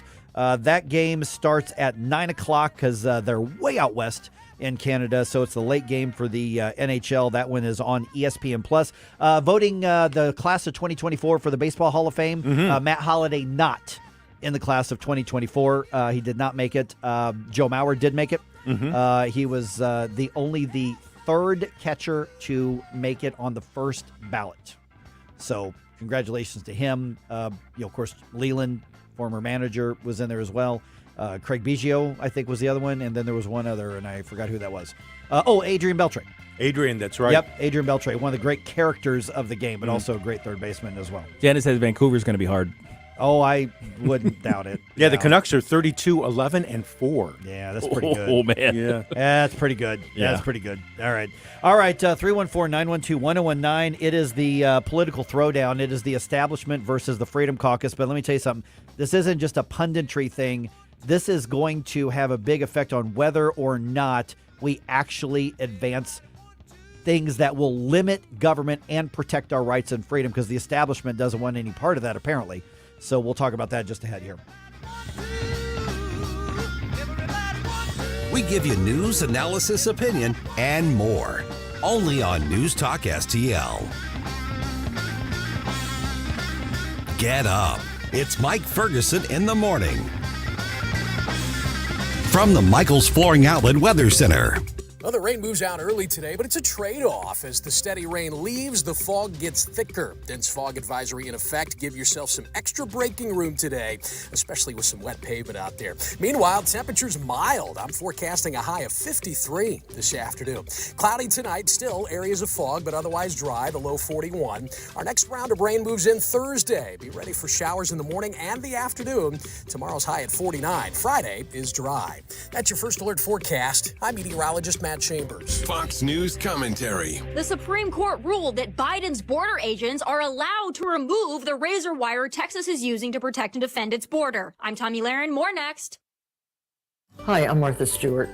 Every year, more than 4 million pets enter shelters here in the United States. My friends at American Humane have been helping animals since 1877. The goal is to ensure that pets have a safe shelter, especially during natural disasters. Adopting a shelter pet allows shelters to help more animals awaiting care. Please consider adopting today and take some time to learn more about American Humane's other work at americanhumane.org.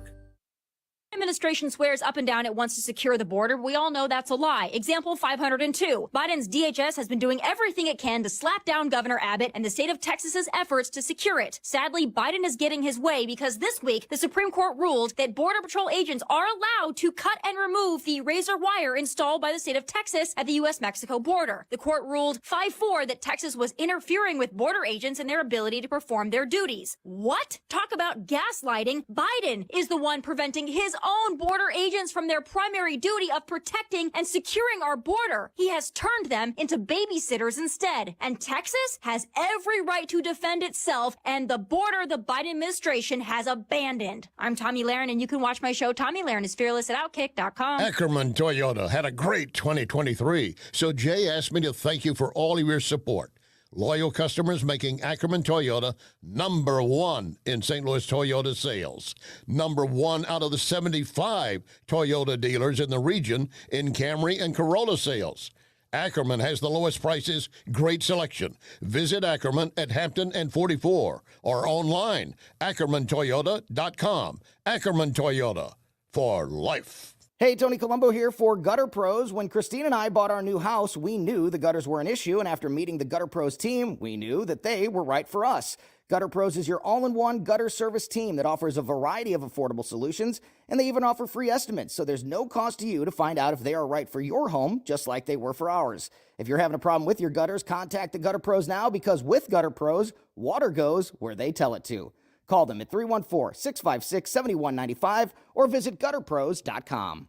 News Talk STL is proud to have Doug Voss of Safe Money Radio as part of our lineup each week. Doug has been a staple on St. Louis radio for many years as one of the leading financial experts in the area. Doug and Safe Money Radio is on 3 times every weekend, but in case you miss anything, you can check it all out at DougVossSafeMoneyRadio.com or call 844-676-SAFE. That's 844-676-7233. Doug Voss is a registered representative. Securities offered through DHL Securities, LLLP. Member FINRA and SIPC. St. Louis's new choice for conservative talk. Thank you for the opportunity to let me vent here. Live and local. Way to be, guys. 1019 all the way. This is News Talk STL.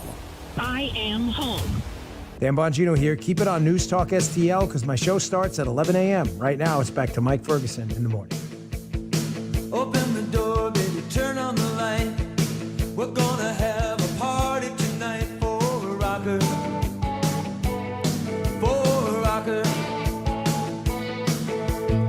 I know it's late and you're already down. I'd just rather listen to this.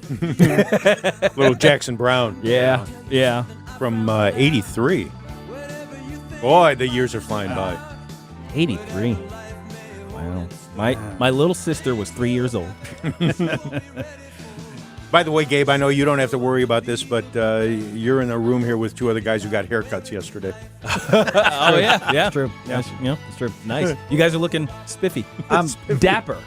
Dare I say. Dapper. See, I go since I grew my hair out longer, and I sometimes forget, and I go in and it's been like 3 months or 4 months. And so, so I'm looking a little different. So if you want your rocker hair. That's right. That's right. Hey, I'm not on TV anymore. I don't have to worry about it. It's true. When I did the TV thing, I had to be all proper. Coiffed. Yes. You were coiffed. That's not me now. But when you let it grow out for 3 months, you look good. When I do it, I look like I combed my hair with a balloon.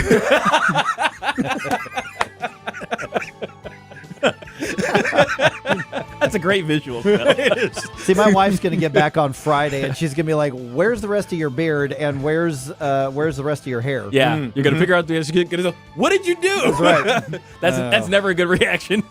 Golly. What did you do? All right, it's 8:37 right now. Yeah. By the way, at 8:50, all right, let's have the great temp tag debate version 3. Yes, 3.0. Now, because Mark Harder says St. Louis County Police start cracking down on this.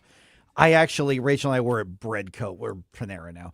We were at Breadcoat. It's Breadcoat. It's Breadcoat, damn it. It's St. Louis. This is right. Breadcoat. And I saw one from, I think it was November or December of 2022. And Whoa. I'm like, that's St. Louis That's right there. commitment right there. Cardinals, Bob Costas, Gooey Buttercake, and that.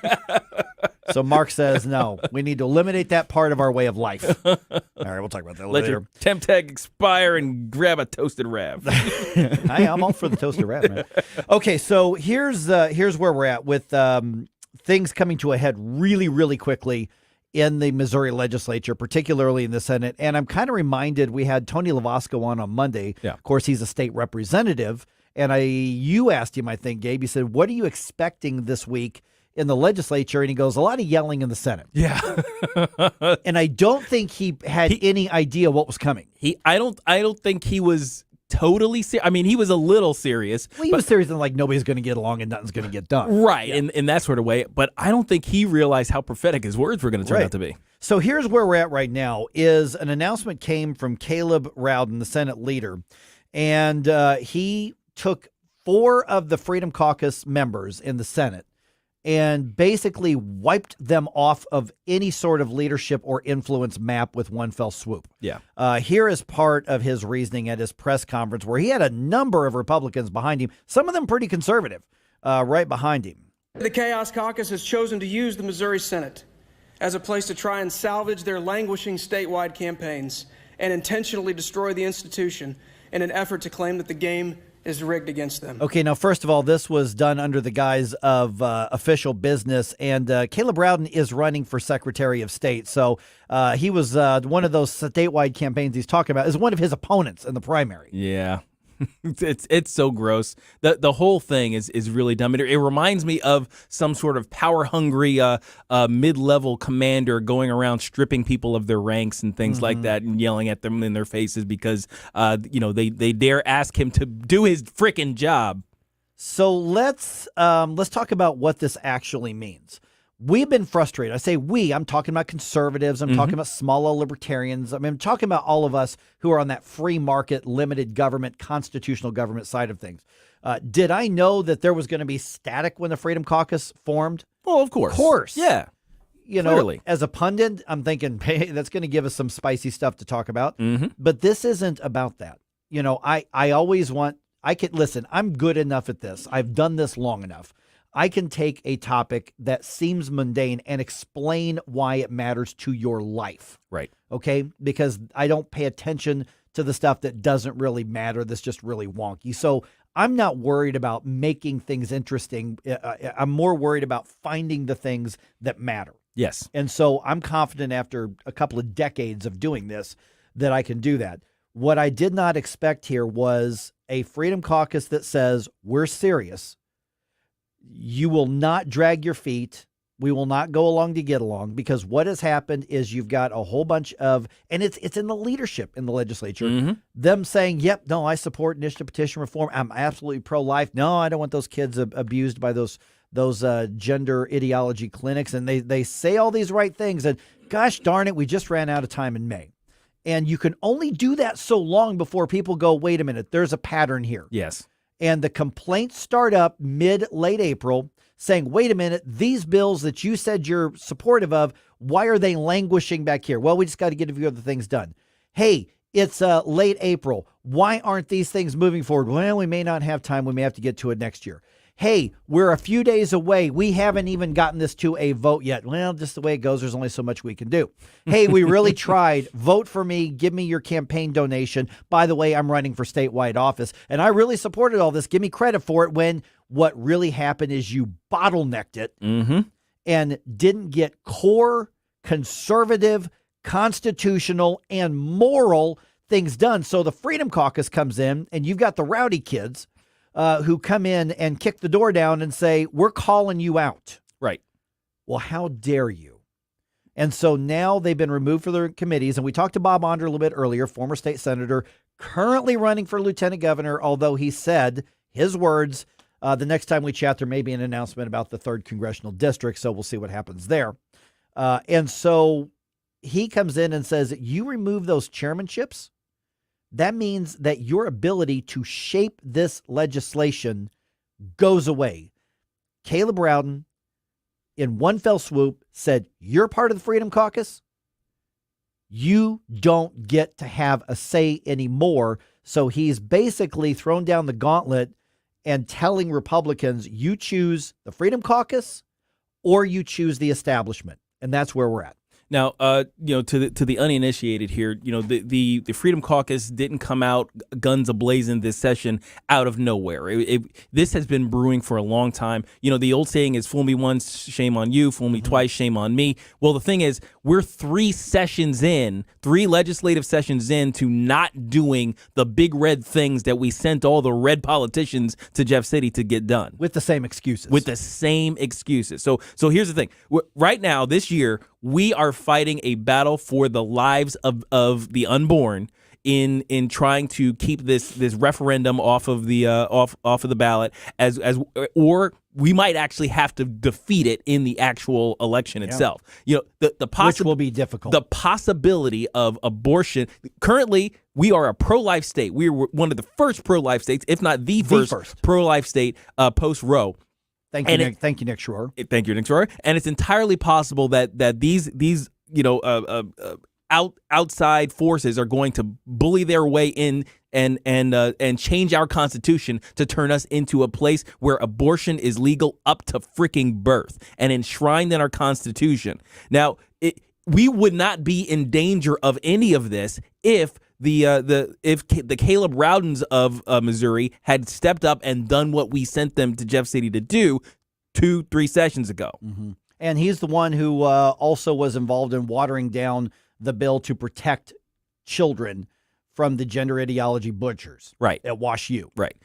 So he's had his hand in these things, but he says, I'm going to get big conservative things done this time around. And by the way, he's running for statewide office. Yeah, this time around. He's the real Republican in the room, right? Yeah. And listen, there were people standing behind Caleb Rowden who are conservatives. Mm-hmm. Okay. So I'm not saying the Freedom Caucus are the only conservatives. And I'm even open to a debate as to whether they came out guns a-blazing too much day one. Maybe. I mean, I'm open to the debate. I don't know that they did. I think that they put everybody on notice. We're not accepting the same excuses this year. We're not accepting the same tactics. We're going to call you out. So that's going to be the retort in the debate. But at the same time, they don't have the numbers to run things. Yeah. And so the reaction from Caleb Rowden is something I've never seen before in my 28 years of doing any sort of media or policy or political or campaign stuff. Now, Bill Eigel responded to this. And by the way, they even kicked Bill Eigel out of his parking spot. Yeah. He's now put out like on the outer rim of the Capitol. Mm-hmm. So that's how petty it got on there. And here's what Bill had to say after that announcement. We are not afraid of the status quo and the swamp that is trying to prevent good legislation from moving forward. Yeah, so basically, Caleb Rowden is trying to put them at the kids' table and say, fine, you want to throw a fit, you do it over there. And so the tactic that the Freedom Caucus still has at their disposal is a filibuster in the Senate. Yeah. And they can grind things to a complete and utter halt, which I think is what the establishment really wants them to do so that they can blame the Freedom Caucus and then they can try to get the message out. Listen, get on board with the establishment. This is where things happen. It's the same thing as saying on a national level, listen, would you stop with this Rand Paul stuff? We've got Mitt Romney right here. Well, and even worse, it reminds me of the fight about border security, right? At the federal level, where they're saying, "Hey, if the Republicans would just get on board and sign our bill, we could get our border stuff done." Mm-hmm. So it's like they're being obstructionist. It's like, no, we actually want you to do what you say, you're going to do with these bills. Well, now Caleb Brown has said both on social media and out loud, he has said, now we can actually get these things done. We can get initial petition reform done. We can get okay, do it. Yeah. And here's the thing. If you do it and you just want to do it and take credit for it, fine. Absolutely. I don't care. Yeah, please. But do it. You made the promise now. You put the promise out there, Caleb. Do it. Yeah, I mean, here's the thing. I think the Freedom Caucus would be happy with that. Even with the reduced power, the reduced budget that they have for their people. There's like, oh wait, so you're still going to give us what we were been asking for this entire time for 3 sessions now? Okay, good. And all you right. want to take credit for it? Fine. Go ahead. Yes. I don't give a crap who gets credit for it. I think the people in the Freedom Caucus have enough integrity to take the win, even if it costs them. Yeah, and you know what? Even say it's a loss. Oh my goodness, you proved me wrong. Okay, prove us wrong. Yes, absolutely. Prove us wrong. Do it. 314-912-1019. We got time to get your thoughts and reaction on this, but also I've been promising the great expired temp tag debate. Is it expanding to St. Louis County? Those scofflaws. Scofflaws. Get them.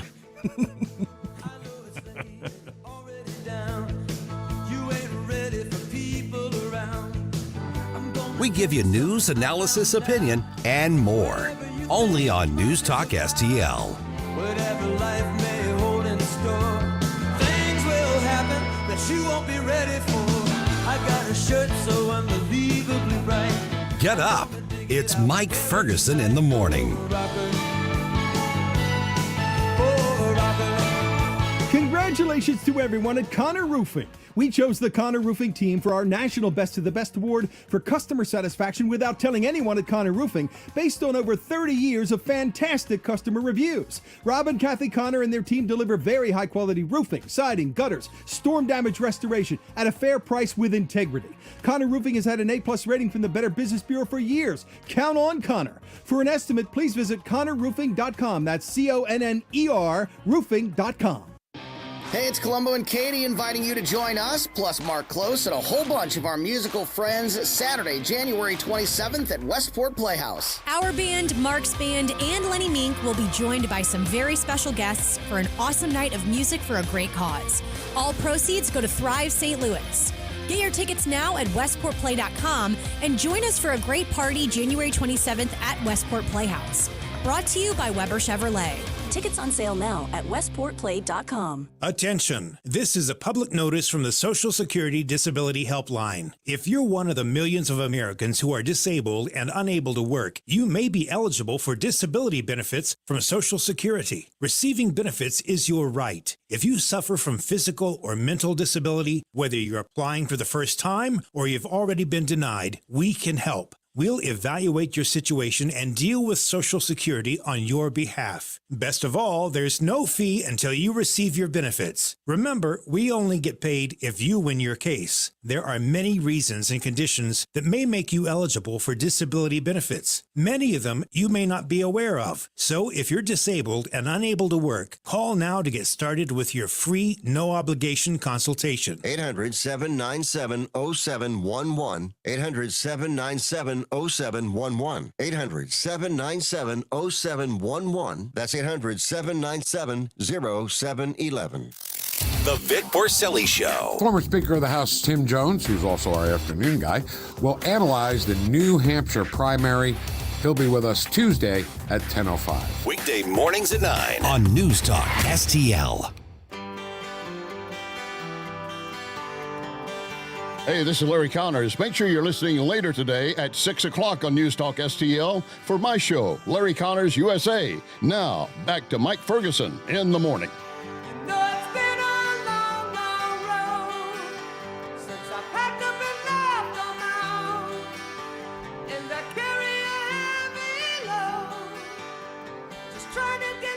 All right, let's do the temp tag debate here, but first. Okay, first. Yes. Lord. I just put a note on Rumble. I'm like, hey, y'all, don't go anywhere. You definitely want to hear what Gabe just put together. Okay, because we got a call a little bit ago about somebody saying, did you catch the cadence and the melody on that chant that the bigots were doing, the anti-Semitic bigots were doing at the St. Louis County Council meeting? They were literally trying to make From the River to the Sea musical. Yes, yeah, exactly. And there was a specific song that was being used. I caught it. You did. I did. And I was like, okay, nobody in the room is going to know what I'm talking about, so I'm just going to leave it alone. But caller came in and he said, hey, did you catch that? And I was like, yes, yes, I did. Okay. So I think they might be going public with this remix of their chant. Here we go. Here we go. Okay. From the river to the sea. To the sea. Palestine will be free. Be free. Palestine will be free. Be free. From the river to the sea. To the sea. Palestine will be free. Be free. Palestine will be free. Be free. From the river to the sea. To the sea. She couldn't even get the beat right. No, she messed up the rhythm a little bit there. Did. Yeah. Oh God! See that's that. I forgot who called in and pointed that out. And of course, my '80s brain, I didn't pick up on that. But I'm like, wait a minute, I have heard that song before. Yeah, everybody's heard this song. It became a really big party song in the early aughts, I think, when it came out. So yeah, everybody's heard this song. Most people have not heard the dirty version of this song, but it is horrific. But not quite as horrific as calling for the genocide of the Jewish people. Yeah. So there is that. we're gonna denounce the evil. We're going to point out that these are absolutely horrible, hideous human beings. And if you say, "Well, that's just my son was there. He's just a little misguided. He got caught up," then your son's an idiot. And right now he's an evil human being, and I don't really give a crap what his friends are. He's making that choice. Yes. Now, as Christians, though, we believe in redemption, though they can come back. But right now, and that's the wrong side. And that's the thing, I get in trouble with my wife. So I feel like I'm supposed to go, this is somebody who's full of evil. They are rotted out soul. These are evil people who should bear the consequences. And Jesus loves them very much. Fine. Okay. Let me throw that in there. Fine. Yes. Okay. Yes.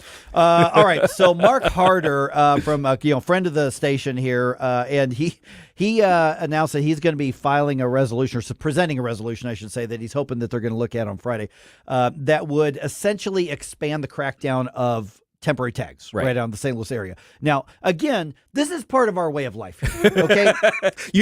Your argument is that this is St. Louis culture. There are some things that are St. Louis. The Cardinals. Right. Okay? The Blues. Right. Okay? Toaster ravioli. Yes. Toaster ravs. Gooey butter cake. Yes. Ted Drews. Asking where you went to high school. That's right. Rolling through stop signs. All of these things. This is very St. Louis. Driving by no matter where you are and saying, oh, look, there's the arch. All of those things. Don't be scared. Part of that culture is expired temp tags. I just feel like this is an attack on our way of life. Not everybody agrees with me. What do the people have to say, Mike? Okay, so Blues Nut on Rumble says, I say if they are 6 months or more expired, tow the car and fine them. If I have to pay the taxes, you should too. Lunch Lady actually agrees with them. Yeah. They disagree with me. I find it so funny when I see them that, especially if they are expired by years, I know they're going to end up paying at some point. Yeah, obviously. Now for me, I'm like, okay, during the whole period where you'd see them everywhere, it's like, okay, where are the cops? You see these guys, just pull them over real quick. Just let them know. But the thing is, because we have this new law coming up where everybody's going to have to be paying their sales tax right away when they purchase the car. When you buy it, and you don't get temp tags anymore. Yeah. In order for them to go to their next car, they're going to have to not only pay the taxes on their new car, but make good on their old car, because otherwise they do not get registration for their new car. So the county, the city, whoever gets the money, they're gonna get their money. Right. We are going to graduate up to stealing license plates off other cars. Oh no!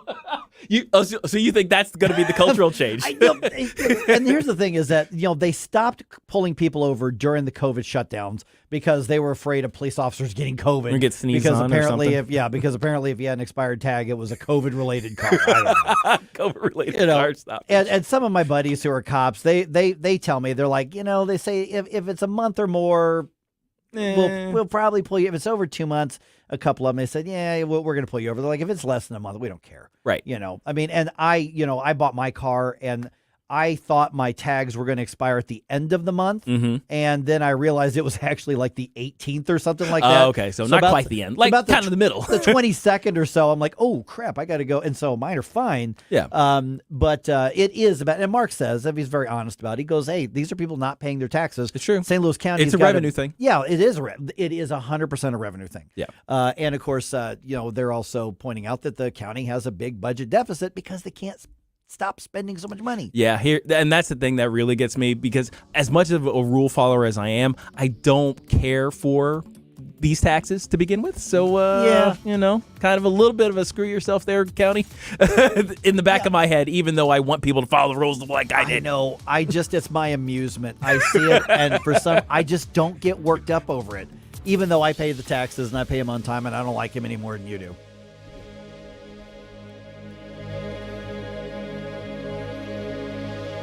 Hey, Tim Jones here with Tony Colombo for our friends Rodney and Jen Wallner at the Wallner Home Selling Team. If you're thinking about taking advantage of the market and selling your home, don't wait. Call the Wallners now.